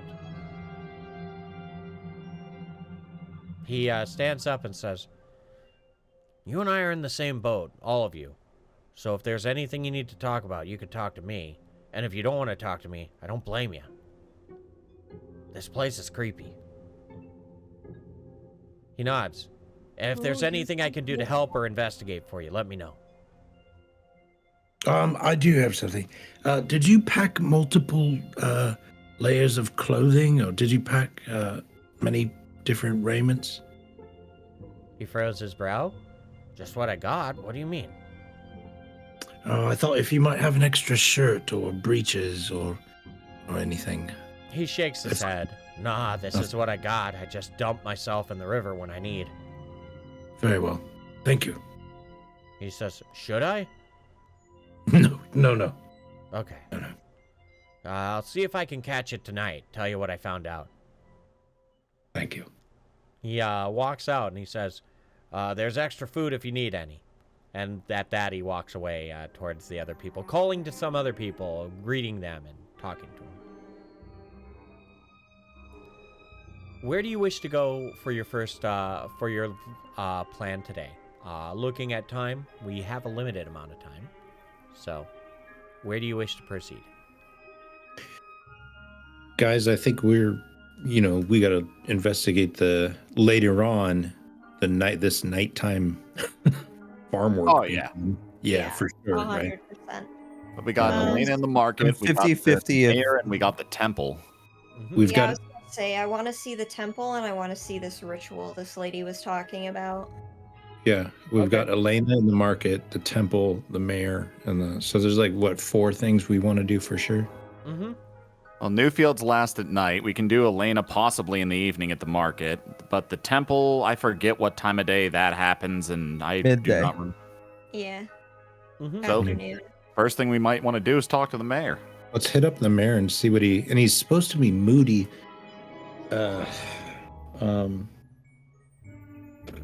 So, We where do you go first? go to the mayor's house, yeah. I would say the mayor. We could stop Let's by try the mayor. Elena in the market on the way. Okay. Yeah. So you are What- not going to what- Water's Edge. It is early morning. Ooh, that would be when the fishermen are out. Sorry, Water's Edge is where the temple is. Oh, a mistake. Oh. I was thought assuming it was by temple the water. somewhere else. Sorry. Whenever the proceedings are at the temple, I think we all want to be there for that. Okay. Yeah. So If we can find Elena before that if you think there's time to go to the market and then go back to Water's Edge. okay. You approach the market in early to mid morning. Okay. Asking around for Elena, you get no real results, and you realize those directions were poor. But after taking some extra time, approaching to the mid to late morning, you still have time to reach the temple. You find out that Elena is an herbalist, which once you mention the herbalist, you're able to get to where you need to go. Now, let's see what we have here. A Scrang manages to get you some good directions to Elena's house, which seems to be the large building in the center of this pathway around here. Back up. You all did get transferred to the scene, right? Yes. Yes. Okay, making sure. Elena may have hoodwinked our mans. Uh-oh. But as you are given a good nod, he says that the Scrang says something that catches you off guard, which is she's a bit prickly, but don't judge a book by its cover. She's a good one. Upon acquiring any sort of what that means, he just simply nods it off, and he motions to this building, pointing to the door to the south. All of you move around and walk up to the building, and as you're approaching and walking near the windows, you hear some shouting on the inside. You are at the door, and the door is open for business. On the inside, you see Elena, as you understood. And the first thing you note from a distance is that she is not like any elf you have ever seen. Throughout her skin, you can see thorns piercing out from so many different parts. She seems to be having an argument with a frankly large, oversized, and ugly human. It is hard to tell exactly what he's saying because it's hard to understand his dialect. But the question is, do you walk inside, or do you try to listen from the outside, or do you wait?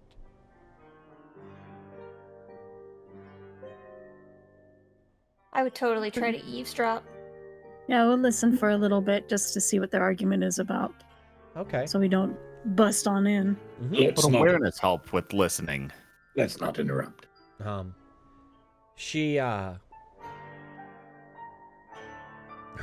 The first phrase that you catch is when she just shouts,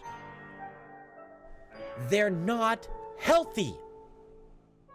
Well, whatever you mean. I don't know. It's just, they're really, really good for a lot of people. They're good for your pocket.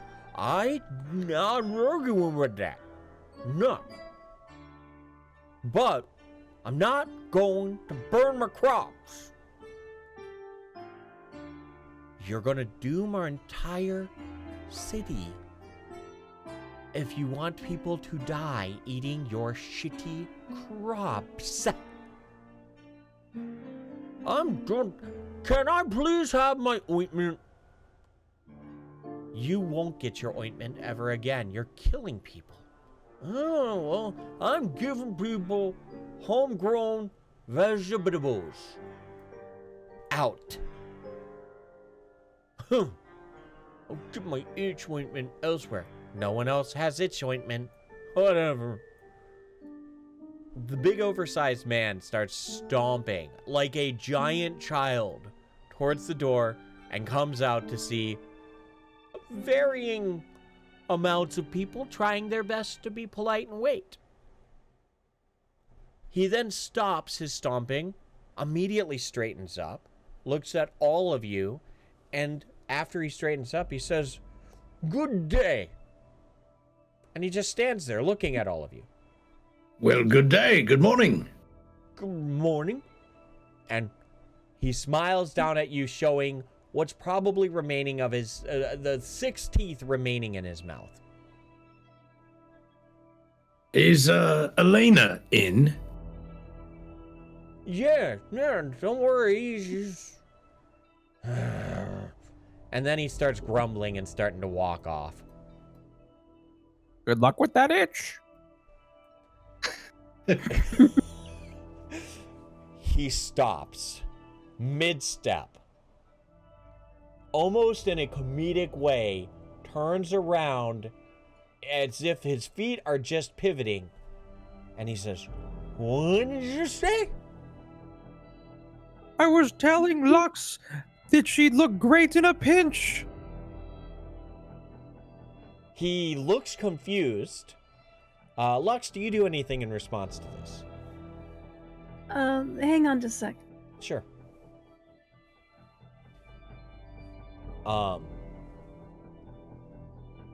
Okay, sorry about that. No. Do you Oh, do anything in I sit response? up a little. I sit up a little straighter on Clyde. I'm like, yes, I absolutely would. All right, this feels really funny. I'm going to actually roll perception. Okay. The music is so suspenseful. He nods. Oh, okay. Buy our crops. Yeah. And then he just starts walking away.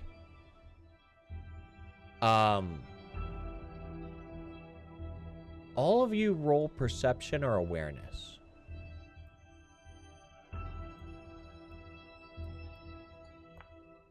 I'm looking for an 8 or above.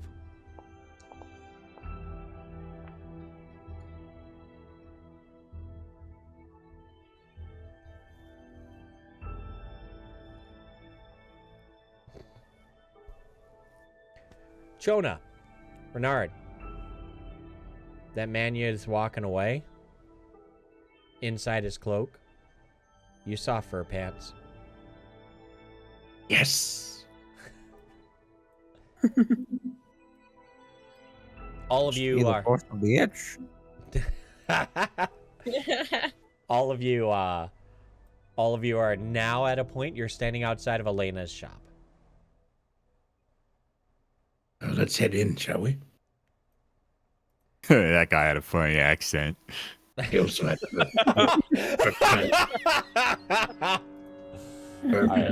Each of you can walk in on your own and figure out your place within. Anyway, as all of you enter in the shop, Elena turns around, noticing the footsteps are not a giant Neanderthal-like stomp, and she says, she stops as she notices new faces, and almost hesitates cautiously. Welcome to my shop. She observes all of your faces, and not seeing any outright hostility, starts saying, how may I help you? Hello, we come recommended by a friend named Jonas. We understand you're the herbalist here for the town. As soon as you start speaking in what seems to be a friendly demeanor, her entire guarded nature starts dropping. Jonas's name makes it further. She says, oh, well, then come on in. If you wish, have a seat, and just tell me what your needs are, or whatever you need. She motions to the door to the east. Don't mind, there are a few people over there that are healing right now, so the door is rather thin, so if you wish it to be private, itching in places that are uncomfortable. She awkwardly shifts her body as she says that. Go ahead and speak softer. We might have ears in the other room if they're healing. She looks down, but if there's something I can help with, especially for a friend of Jonas, feel free. Random awkward note, if you hold shift, you can move gridless so you can sit in a chair more directly. So, if you hold shift while you move, you can just sit in a specific spot. Yep. So, she sits down. I'm excited to meet an herbalist. I just love plants. She smiles. Oh, you do? Well, then that's absolutely stupendous. Me too. We ran into a gentleman on the way in here, and he said you might be a bit prickly, and I understand what he meant now. It looks like you fell in a rose bush or something. What's with, you got a bunch of thorns coming out of your skin? She looks at you and she says, oh, well, it's... that explains why you're so friendly. I am a blood elf. I am one of... She stops herself trying to think of the best way to say it. I am protected. Due to magics, but all you need to know is that I am as friendly as anyone else. But yeah, but she stutters over this. This seems almost to have caught her off guard. And she just smiles after stopping herself. How can I help you? Well, we've come with some questions, if you don't mind. We happen to notice that this town sells some crops or harvest crops, and they don't look to be, in our opinion, of a very good quality. And I can't help but notice we overheard you describing their poor quality to the gentleman that just left. So you might agree that this carrot I hold now in this hand is better than the carrots you see here in town. Do you hold only the good carrot or both carrots? I hold up the good carrot. She just looks at it, and she looks at you. Pointing at the carrot with her long, elegant finger, she says, is that carrot from here? This carrot is not from here. It doesn't matter if it looks 10 times worse than that. If it's not from here, it's better than here. Please explain. There's something wrong with the crops here. Those farmlands... Yes, they're harvesting them at night, right? They're harvesting them at night? I don't know about harvesting, but I know that there's something wrong happening that night. That's at least the rumors. I don't know it, I just hear about it. You haven't looked into this yourself? She looks up, kind of furrowing. I'm not from here. They gave me this building, and so long as I cook for people, they'll let me stay here for free. Oh. Not many people are kind. She stops. I am grateful for their generosity. You can almost feel a biting notion being said when she says that. But those crops, those farmlands didn't exist 4 months ago, and now they're eating food from it. The land wasn't tilled 4 months ago. Do you have any idea why? Have they been ordered to do this? Or how's this come to pass? She shrugs and shakes her head. I've only been here for a month. So, but maybe that's the reason why I can just see how wrong it is. If there were a requester of Jaspery here, she shrugs, that would explain it. But the only quester they have is that damn sister Mim. That sister Mim. And she seems to be good, but at the same time, it's like you just have, you may as well just bring a military guardsman here from Bartertown and Thrall. You're referring to the temple matron. She nods. Yes. Okay. The head priestess. She seems to do well, but I mean, it's always good to be able to defend yourself, but it's just not my way. I appreciate this, Sonius, but it's not my way. Have you had much chance or any opportunities to meet the mayor, or what is your opinion of him? She shakes her head. I haven't really met the mayor at all. No. I've seen him once when he was standing on the stage proclaiming a harvest festival a few weeks ago. But no, I've never met him in person. Though he has given me disgusted looks, and I can understand that. She reaches over and she gestures towards her thorns. And at this point, you notice 2 or 3 of them are actually bleeding out of the tip and releasing a drop of blood. How many harvest festivals have you experienced in this month that you've been here? Well, I heard this morning from Barnaby, and she swats the hair. That's the oaf you walked past as you were walking in. Heard that there was another one being done at the end of the week. But no, I haven't. I've been to one, and all it was a bunch of people being told to eat the food for free. It was just a bunch of people running around, dancing around bonfires, and having a good time eating food. Were they She eating stopped- the fish? She stops and points. Exactly. Fish were banned. You were not allowed to eat fish that night. That's What? real weird. But this town has the best fish. She leans back, looks up, and says, I'm not going to argue with that. It's good fish. But not the vegetables. They don't listen to you about the vegetables. Well, it's not... I'm an outsider. She shrugs. I can understand that. I'm telling a city to stop doing what they're doing. She frowns a little bit and she says, defiantly, it doesn't change the fact that it's just not right. There's something wrong here. How is it you were to get this, the position that you're in, being an outsider? We've been treated with a lot of suspicion.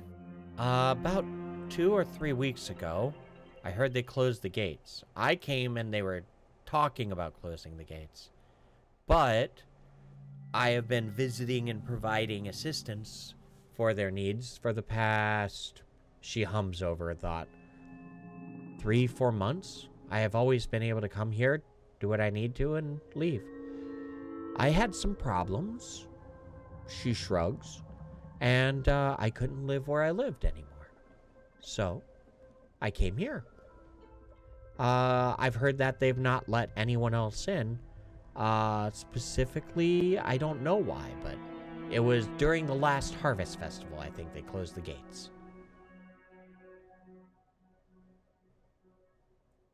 Interesting. Mm-hmm. Does anyone else have any questions for her? I'm just curious. Are you allowed to have a rug in here? She looks at you. Just, Like, you just slapped her in the face and she doesn't know what to say?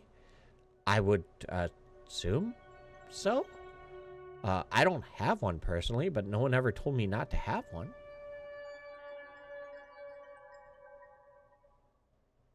Just She curious. Why are you asking? We saw this rug and we were told it was made by magic or something like that. And then we just kind of realized that not many people got rugs here. Just seems, Mm-hmm. She looks around the room and she starts grinning and she says, yeah, the architecture here is a bit odd. But I asked about it and I was told it was by nature of the request of the previous quester that was here. She points towards the windows to the far left and the far right. Every building seems to have windows that allow for straight lines to exist. She then points towards the two windows at the north and the window and the door at the south. And she even points towards the windows that are near the many shelves of implements and says, there are windows going straight through the other room. It's just the way that they build. But she just looks and says, there are some odd things with the way things are built here. I wouldn't necessarily call them great, but, it seems functional, yes, but it just seems, if you even look at the way the grains of wood are, it just doesn't look right. It doesn't feel right. And this was all built by the previous quester, correct? Well, I mean, she shrugs. I don't know. That's what I was told. He was an old man. I hear he passed away through old age. As near as you can tell, who appears to be in charge of the city's direction? Is it the mayor or is it the matron of the temple? Oh, she nods. Oh, I hear it's the mayor. Every time I hear that a decision is made, it's proclaimed by the Mayor Blackwood, I think is his name. Did he eat any of those vegetables in the harvest festival? She shrugs. I don't know. You didn't see? Well, I just didn't see him there. He wasn't at. He was. That seems odd that he wouldn't be at a festival that everyone else is at. She leans forward on her elbows on the table and nods. Yeah, I think so too. Get your ingredients from? She looks over and smiles. Well, now it seems that a few friends are able to help supply when I need them. Our mutual friend Jonas, she waves her hand to the sky. There's a few others that are able to go out when they're doing hunting and such. But other than that, there are plenty of trees around and some of them do bear fruit. So I gather it mostly myself. And she says, none of it's from the fields. You can rest assured. So it's just the fields that are turning out some bad stuff? She nods. That's my belief.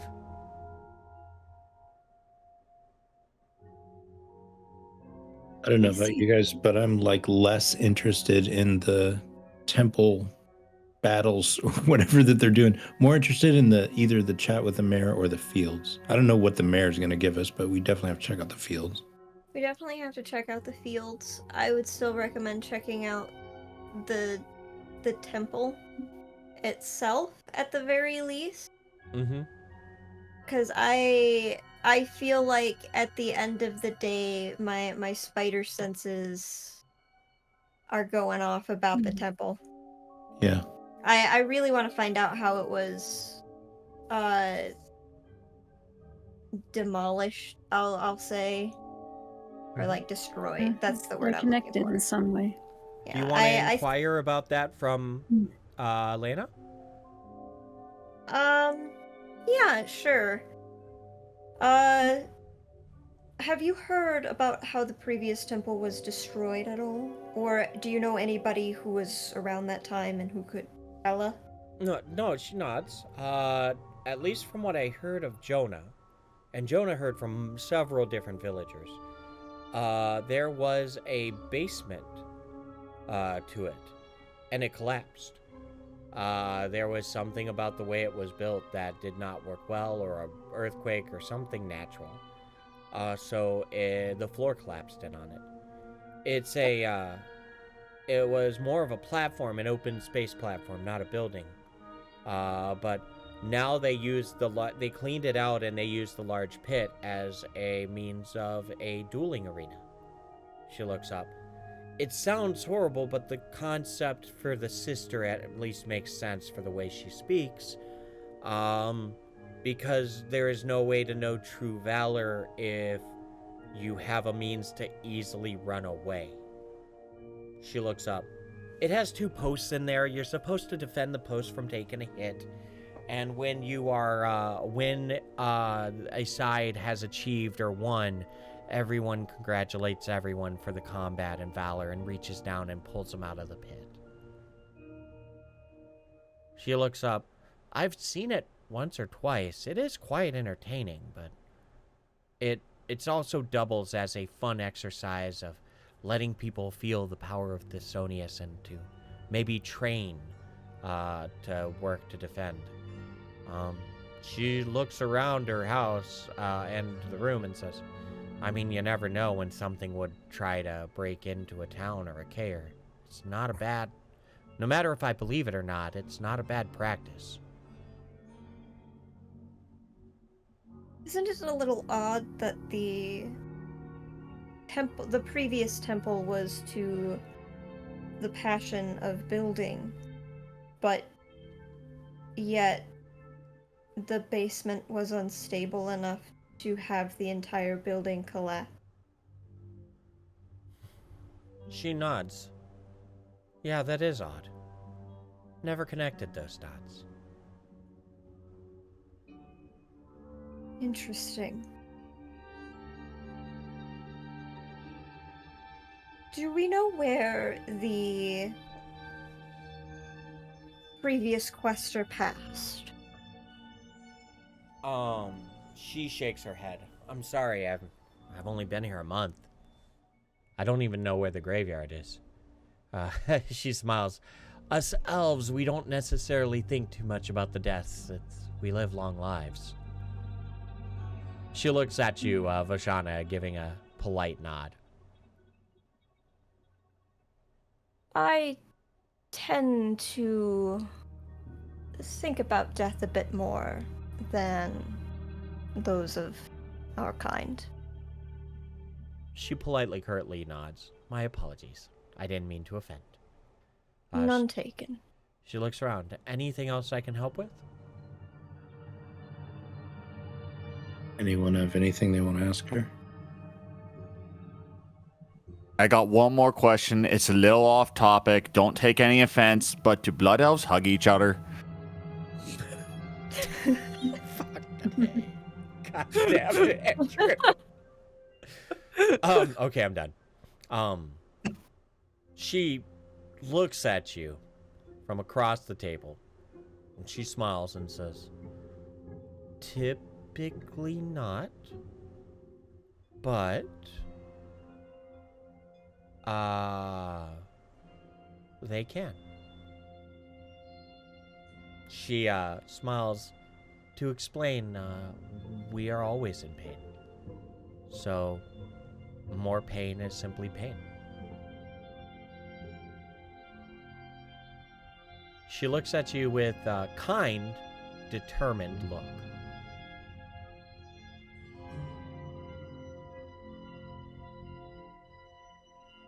Sorry, you find that very interesting. Well, we won't trouble you any longer. She Thank you. She smiles, holds up a hand in farewell, and says, this was not a trouble. It was refreshing. Don't hesitate to visit again. Would you recommend we not eat those vegetables? She starts laughing as you're giggling about it. All right. No. They look like they're made of rainbows. You should take a bite. She She assumes you're making a joke, and she just chuckles along with your phrase. All right. As all of you start, I would like to gift her a little tea ball. Just a single cup of tea, and I will thank you for your time. she looks at it, smiles, and says, "Thank you." As and then she returns to what seems to be preparing some food that you suspect she was going to do for the nearby villagers. As all of you leave, Hey, Vashana, Yes. you still Lex? have that nasty carrot? I do, unless Renard still has it. I cannot remember if he gave it back. 1 second, and I will look in my bag. I'm in the business of keeping only the best carrots. Okay. So no, Then- I would have given you that back. Okay, I will pull the carrot out and I'll say, yes, I have it right here. Okay. Can I take a closer look at that? mm-hmm. I was gonna use my. Hello? Yeah, I'm You hearing gonna you. Oh yeah, sorry. I was gonna take a closer look with my botany knowledge just to see what exactly is wrong with these so much. You are very much able to roll that. Go ahead.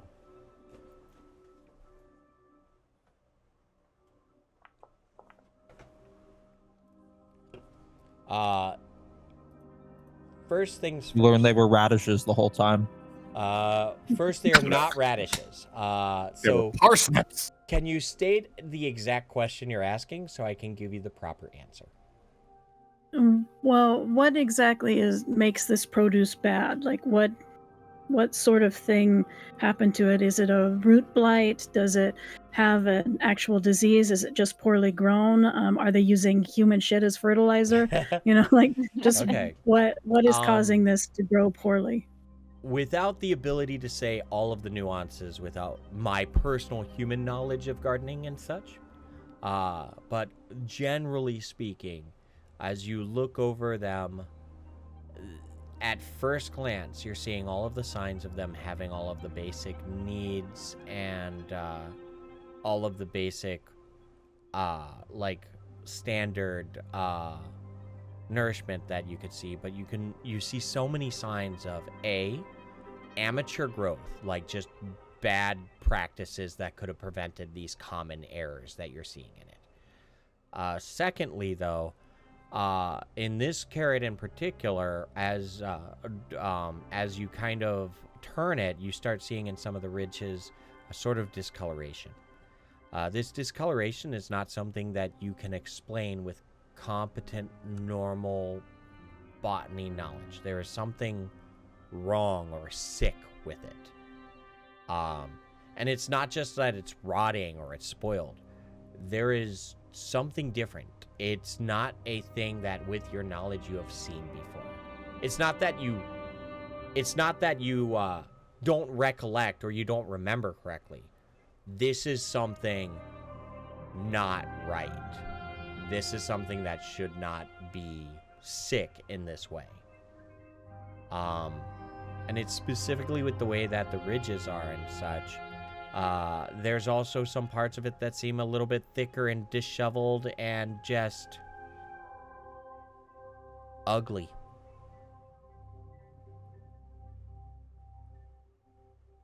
Okay. So definitely don't eat that. I did not plan to. Mhm. So it looks like maybe the corruption got to the crops too. That's not great. If it is a thread that we wish to look into, I could perchance determine if old age was indeed how the old quester passed. Hmm.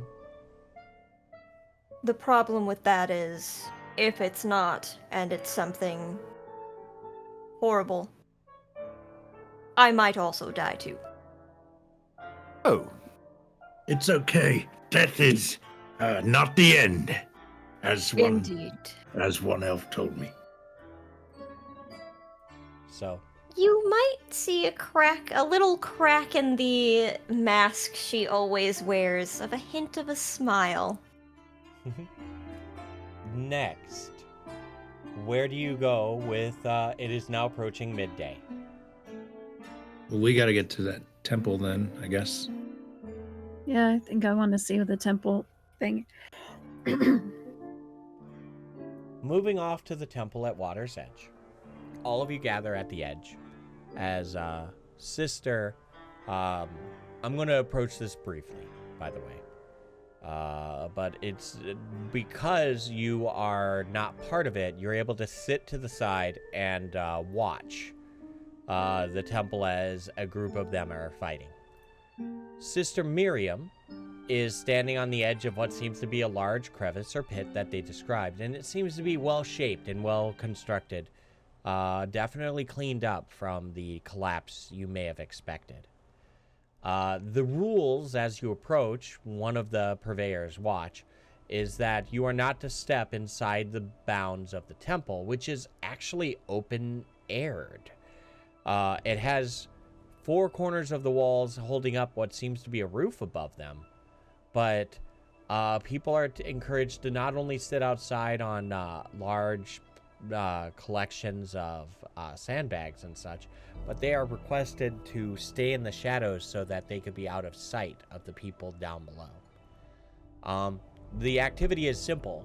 2 people chosen from the audience, from the viewership and from the collective, go down and with wooden weapons of sort are asked not to attack each other with intent to kill, but their entire goal is to try and deflect others and protect them from going to the pole they are designated to protect. Sister Miriam would be saying things of chants and or phrases from above, which in turn you can almost see the crackle and energy. In fact, you could almost feel the active energy from Thistonius itself invoked upon everyone present, yourselves included. You have watched one fight, and Sister Miriam, simply the only acknowledgement is a smile at you between the fights, saying, and a nod of welcome, but then goes back to proceeding with the activity. I mean, I could describe the fight, but really it comes down to 2 win and 2 lose. And it was a close fight that everybody was whispering and cheering on until it was all over. It seems to be a large group gathering of camaraderie and feedback of ways how to improve, and honestly, it seems almost wholesome. Heck yeah, camaraderie. Now, go ahead and roll perception or awareness to see if there, because I'm sure you're all looking for something out of the ordinary. Quick question before I do that, because I might roll something else. I would possibly know that, like, these temples, would they attempt to repel corruption, or are they consecrated in some way? The nature of the way they are is they are to imbue the intent and the values of the passion. The passions are not anti-horror. The passions are for their passion. So Okay. there is so not if a holy implement, if you will. They just simply do things that are more beautiful, which is by nature anti pain and suffering, unless it makes sense, you know. Okay. I can, instead of the awareness, can I roll astral sight to see if I can't also see if the corruption is here? I'll tell you this. Utilizing your astral sight, it is just as corrupted here as it is elsewhere. Okay. And you can still roll your perception. Well, thank you. Yeah.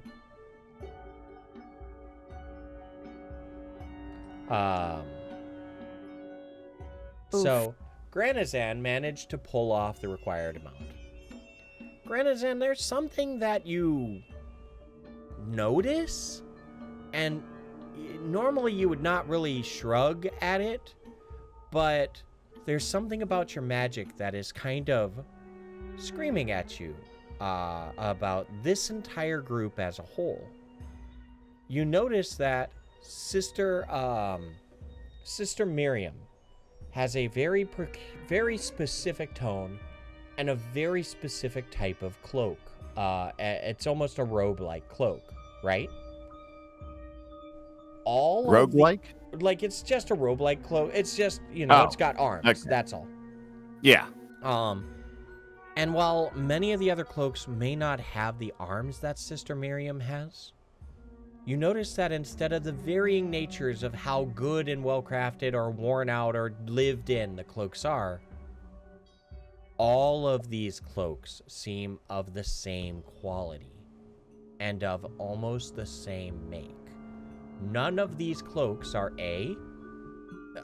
most of the cloaks are anywhere from a brown to a black in the town, but all of these share almost the same tone, and all of them seem to have the same quality. None of them are old. None of them are worn out. And it's not even the fact that they're not well maintained. They all just seem like they're new enough that they don't need to be maintained yet. Maybe it's just a cloak that sets them apart as a member of the congregation, but it's just a unique thing to notice if you look for the detail. Since I'm standing by Renard, I'm just going to kind of tilt my head to the side and whisper without really looking at him. Kind of just let him know. Hey, I think all these cloaks these people wearing here are made after this temple got collapsed or whatever happened to it. Like, they just made everything. I don't know where the hell that stuff would come from. Renard, you come to the same conclusion as him when he mentions. That's a good observation. Perhaps we need to get a hold of one of these cloaks. Is Miriam's cloak any more special than the others? Not that I've noticed. The only thing of note is there's a few that have the arm-like parts of it, and Miriam's like that. Maybe we should get a hold of one of these cloaks. Follow someone home, When they get out of the robe, we snatch it. Have a look at it one up close. Have our sorceress look at one. Might lead to something, yeah. Yeah.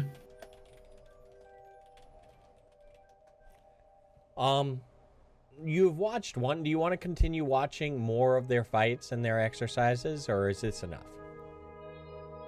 I think I've seen enough. I'm Too satisfied. violent for me. All right.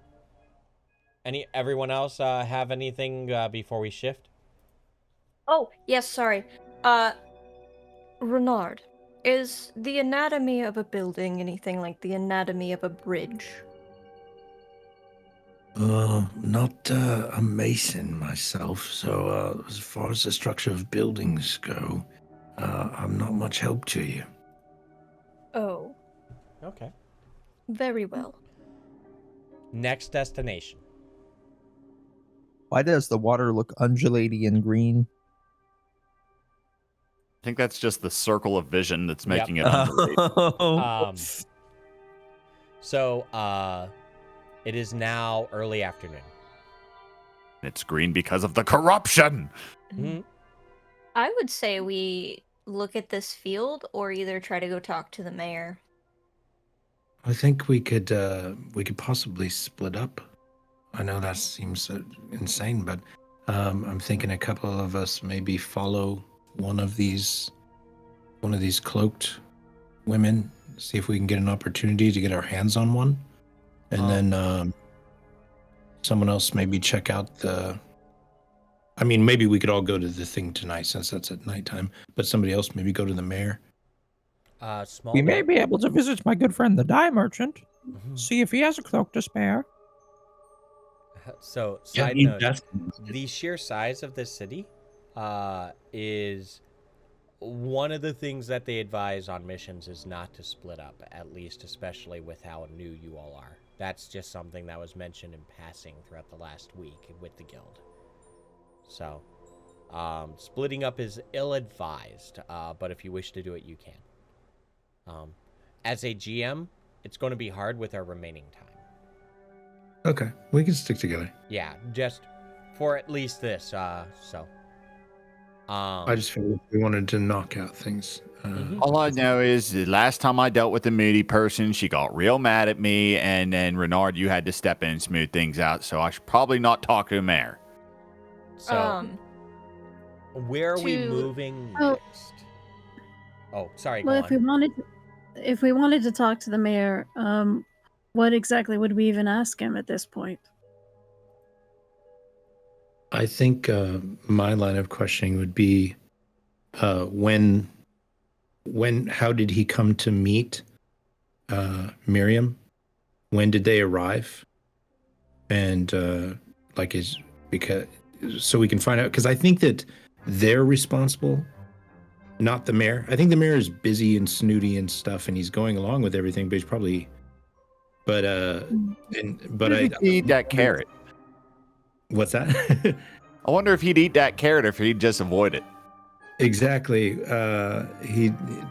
don't know that he's eating along with them. He's not attending the harvest festivals, so he could be in charge of it. But he might, if he's not, I don't see why he would be opposed to answering questions of when this woman showed up. Does seem weird that they're harvesting every 2 weeks. Yeah, there's just some weird questions I think we could ask him. There's a lot of weird questions. Like, I still don't understand how. We could go to the fields and see if there's anyone tending them right now, though. And getting an Good. eye We could. field in the daytime wouldn't be bad either. Just sounds like they're tending them around the clock. You could go during the day. I think what is to be found is definitely happening at night, though. The fact that they're you might be right. They might be tending them around the clock, but the fact that they were tending them at night is strange. It opens up the avenue for us to say, hey, why are you doing this at nighttime? Because nobody else is doing that. Yeah, we're trying to bring back the knowledge to our farmers. This seems really cool that you're trying to be all self-sufficient. Yeah, really interesting that you do this. Why do you do this? So it kind of opens up a very natural line of questioning as we're going there during the day. It defies natural convention. Yeah. Was this some new science? Is that a new fields or new homes? I guess first one then the other. Yeah. Well, we can pass by the fields first, because I think we're closer to that anyway, after Water's Edge. But I just want to know, like, where are they getting the funds for new stuff? Like, they have no trade coming in. How are you making money? Those are some good mayoral questions. It's just bothering me. All right. So as you approach the new fields, there we are.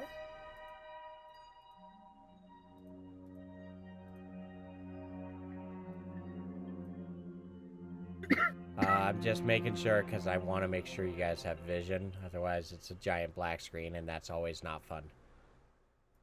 All right, I think we got this. I think we do. Yeah, we do.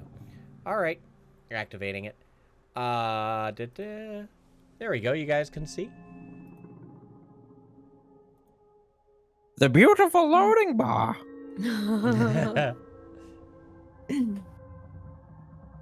Oh, the crops are at 97%.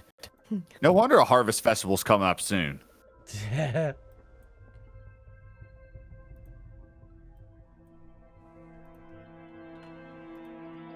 98. This one is a okay, out of character, like full on admission. It was a lot of fun to learn how to draw a farm. It was a lot of work, which means that I had to make the map bigger to make it seem reasonable. I have a question then. What? Do I Fair. get my full 60 yards of night vision? No, Dang it! you get your full 30. You can't blame a girl for trying. I The can't attempt argue. was made. He absolutely can, and I think he just did.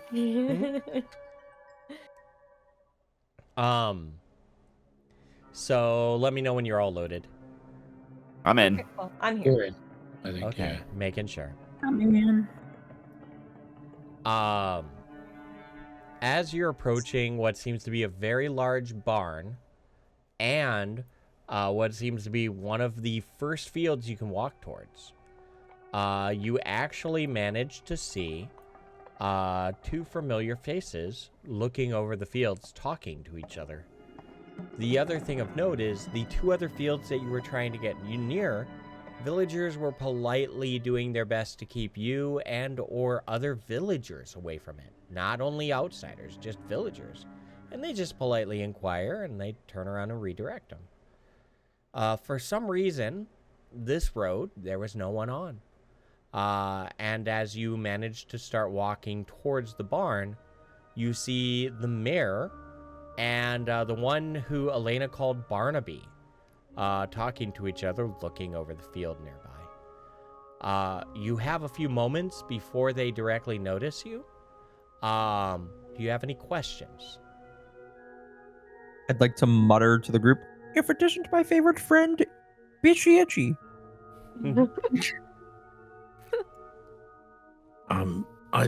I think I can get over there unnoticed. It might be good to eavesdrop on this conversation with the mayor. Indeed. All right. I'll leave you to it. I'm better than finding it seeking. So, generally speaking, I'm pausing the game, so don't try to move. Where are you going to go, or how are you going to sneak, Renard? I'd like to weave a spell and use cloaking, and then creep up along the side of whatever I can and kind of blend in. Okay. Distance. So that would also mean you'd have to reattune on the fly. Just as a note, because nothing's in your matrices that would do that. Granted, is there anything generally what everyone else is doing? If you need to explain, or you can hold a mouse button to ping to show me where you would want to move, or are you going to stay in the road? What's your intent? I'm just going to leave it up to Renard and then react off what he does. Okay. So you're just staying in the road? What about you, Chona? Or... not Chona. I'm... Chona. Chona. Sorry, the name didn't transfer. Oh, me. Hello. I don't know. I'm feeling like maybe creep up behind the barn so I'm out of sight. Okay. We'll put you there. You're in earshot. Yeah. We'll just say that. Granozan, you're there. What about you, Lux? You and Clyde. Is the roof of the barn, is it a pointy roof? It's a slanted roof. You would be able to land up there.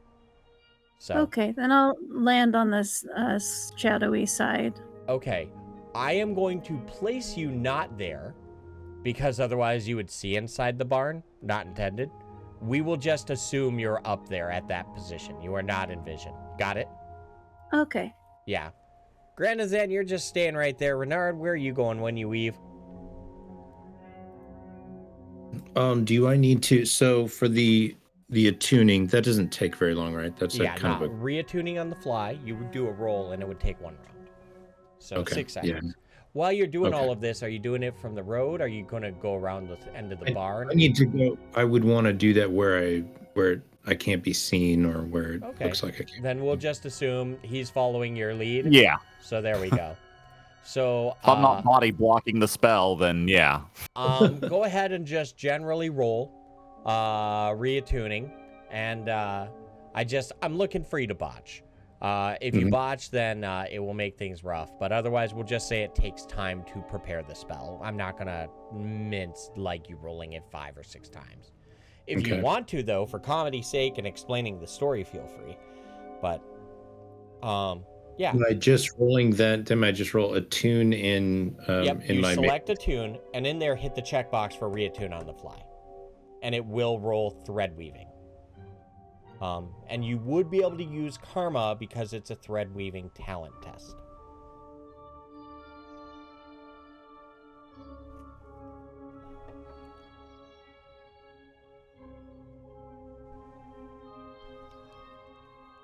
I wouldn't want to use karma for the attuning, though, right? I mean, not... Does that make sense? If it were in combat, I would recommend it. But yeah, if you don't use it, that's fine. Yeah, I need a quick minute. I'll be back. Go ahead. Not yet.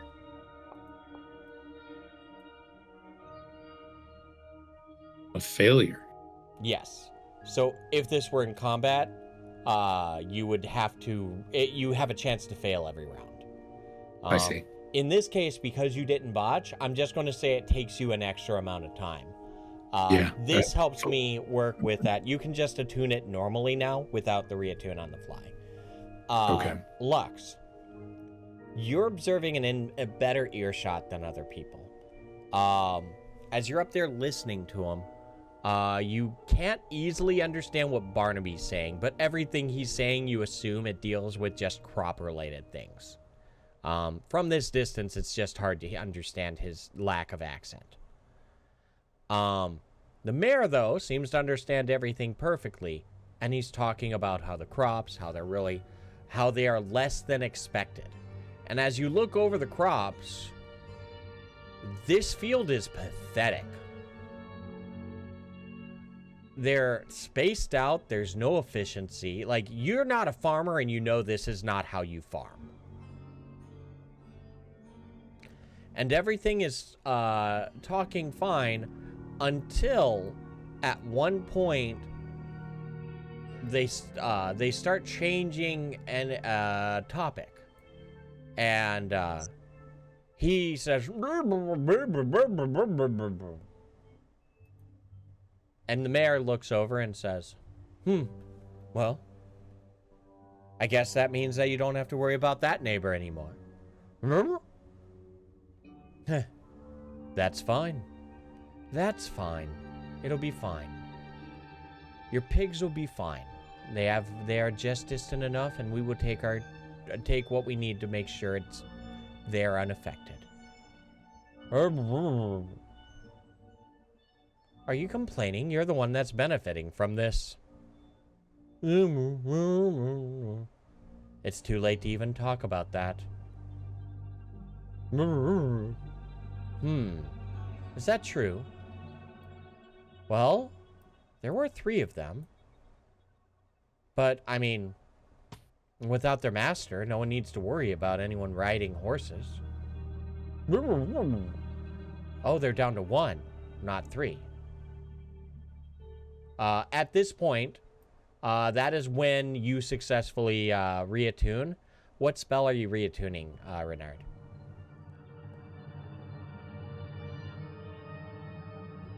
Renard? Sorry about that. Well, I was gonna use cloak to get in closer to hear that. So I mean, I would assume that's what I attuned was cloak. Yeah. So you reattuned, I assume, monstrous mantle to cloak. Yes. Go ahead and do that now. And then we will just assume that you do a successful cast of it after all this time. So, Alrighty. Yeah.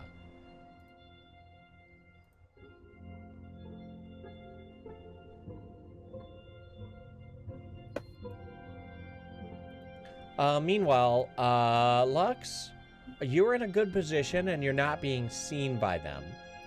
You can continue listening in on them. Is there anything else you do other than focusing on listening to them? I was just gonna listen. But I mean, I was gonna ask how long the cloak lasts. The duration of it is rank minutes. So your rank in, I believe, spellcasting. So 1 minute. Okay. But you would be able to cast it again at that point too. Sure. Yep. Okay. So, I'll just assume that you're just maintaining the cloak from the first time on. Got it? Yeah. Now, as you manage to get the cloak on, where do you want to try and hide to get closer? So, as near to, let me move down here. I've got it paused on purpose, so if you want to just click or what you're intending. I just want to make sure that You don't I'm worried that we would accidentally reveal what's in, like, one of these buildings. That's all. There we go. Okay. Let me look here. So I guess as close to the mayor as I dare get, like I'm around the lower side of that barn. I would pass Lux. Okay, so you would actually try to sneak invisibility to them to get closer behind them. Yeah, pretty close. Okay. This is where you would roll. I don't know if you have stealthy stride, but if not, it would be dexterity plus your rank 3 bonus. Okay. And that would be against their, I believe in this case, it's going to be their mystic defense. So. Okay. So for step modifier, I'm putting 3 then? Yep, add 3. That's okay. That's. By the way, Joy, if you did say something earlier about what you were doing, are you just focusing on listening? I think you still may have been muted when you said something. Oh no, I'm still focusing on listening. Okay, gotcha. I feel bad, but since that was an attribute test and not a talent test, there's no karma on that one. So, okay. The bad news is the one that re-exploded was actually the karma. The good news is 7 should be an adequate one for now, so you can add 1 karma back. Okay. Renard, you managed to sneak about this far, and this is when you start hearing more conversation, okay? Mm-hmm. They're both looking out onto the actual field, and you're able to sneak about this close until you have to make a decision to continue or stand still or go back. Now, Lux, in character, you do not understand what Barnaby is saying. So just assume it's Wawa. Renard, the rest of this side of Barnaby's conversation is now valid for you.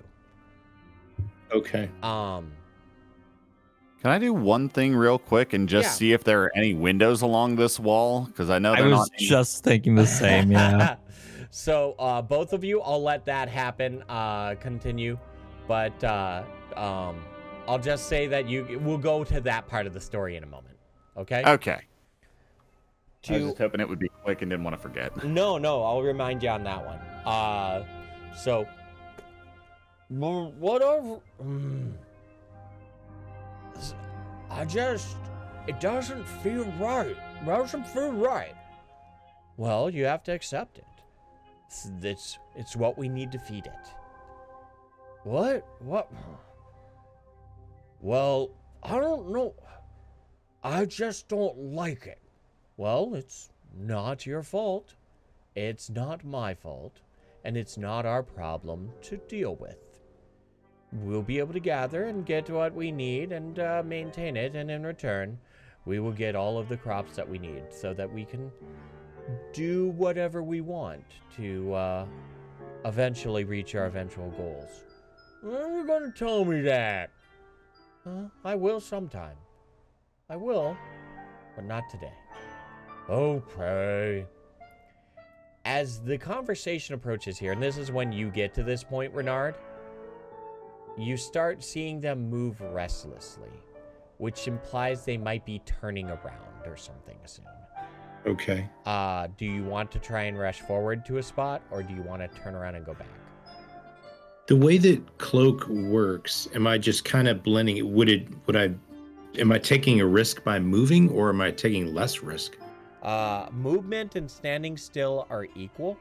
Magic itself is doing what it can to assist with you being unnoticeable. But if they're looking directly at you from a short distance with no shadows whatsoever, you're just standing there. Okay. That is specifically the case with this spell. Okay. I would get into a shadow or some kind of more concealed area than whatever that may be. Yep. So, the best option you have are the shadows that they're looking at. You can gamble that they will look north, or it depends on if they want to go north or south. The gamble going here versus back are both equal. You got to make the decision. Forward or back? Back. All right. Let's look. So your movement, you can actually go back fast enough around the corner from there before they turn. I'm just going to do this for luck because I think it's fun. You want to see odd. Okay, even. So, at that point, they turn back and start moving north on the road. Lux, you're able to see them from above, and as they're moving north, Renard, as you get to this point, you see Chona and Granozan over here looking at what seems to be a completely closed, shuttered window. You aren't able to peek in because it's actually seemed to have been secured shut. Got it? Chona? Or Chona, Granozan? Oh. Now. I just wonder if there's one on the other side. Lux? I'm going to fly down and just be like, they're coming. All right. Assuming that's the case, I'm going to move you so that there's nothing. You come and say that they're coming. And as all of you are over here gathered and hiding, you hear a shout. Hey! What are you doing there? Vashana, what do you do? You're currently hiding behind the trunk of the tree, I assume. I was just in the bushes. Okay. The bushes, the trees, the foliage. Yeah, you hear somewhere them, but hiding. you do not have any sight on them. You're hiding from their vision. What do you do?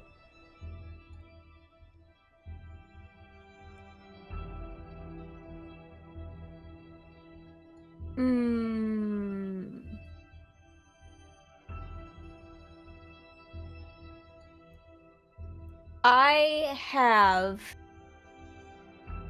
probably my cute little teacups on hand. If I need to, because I know there's other people. I don't know if it's me that he's seen.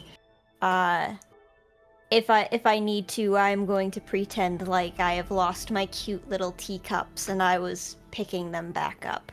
So you are not moving? No. Okay. You hear stomping, trotting, and running as they run past you. And at that point, as they're leaving, all of you look at each other from the bushes and from across, undetected.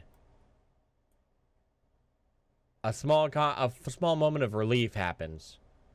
And then they turn around, rushing over to seeing you from the other side. It feels unfair almost, as if you had a moment of reprieve. And then, at that point, they just keep running. They didn't see you, but they're running back to the town, back to the farm for some reason. With two different close calls, do you stick around or do you leave? I assume this cloak is worn off now. You still have a few more seconds. Okay. So I'll just kind of want to sneak around the like this side of the house. Okay. They clearly missed us, and ran south. I'm curious. So at this point, as a GM, I have a conundrum. Because you guys have had such a good time that we are at the end of our time. And normally I want to keep them at 1 session things, but we're at a really good point here that if you want to make it a 2 session, we can make it a 2 session. How would you like to proceed? because we are late. I'm okay with this as being a to be continued. Yeah, me too. I mean, I'm supposed to wake up in like 6 hours. Yeah. Yeah. I'm okay with part 2. All right. Work for me.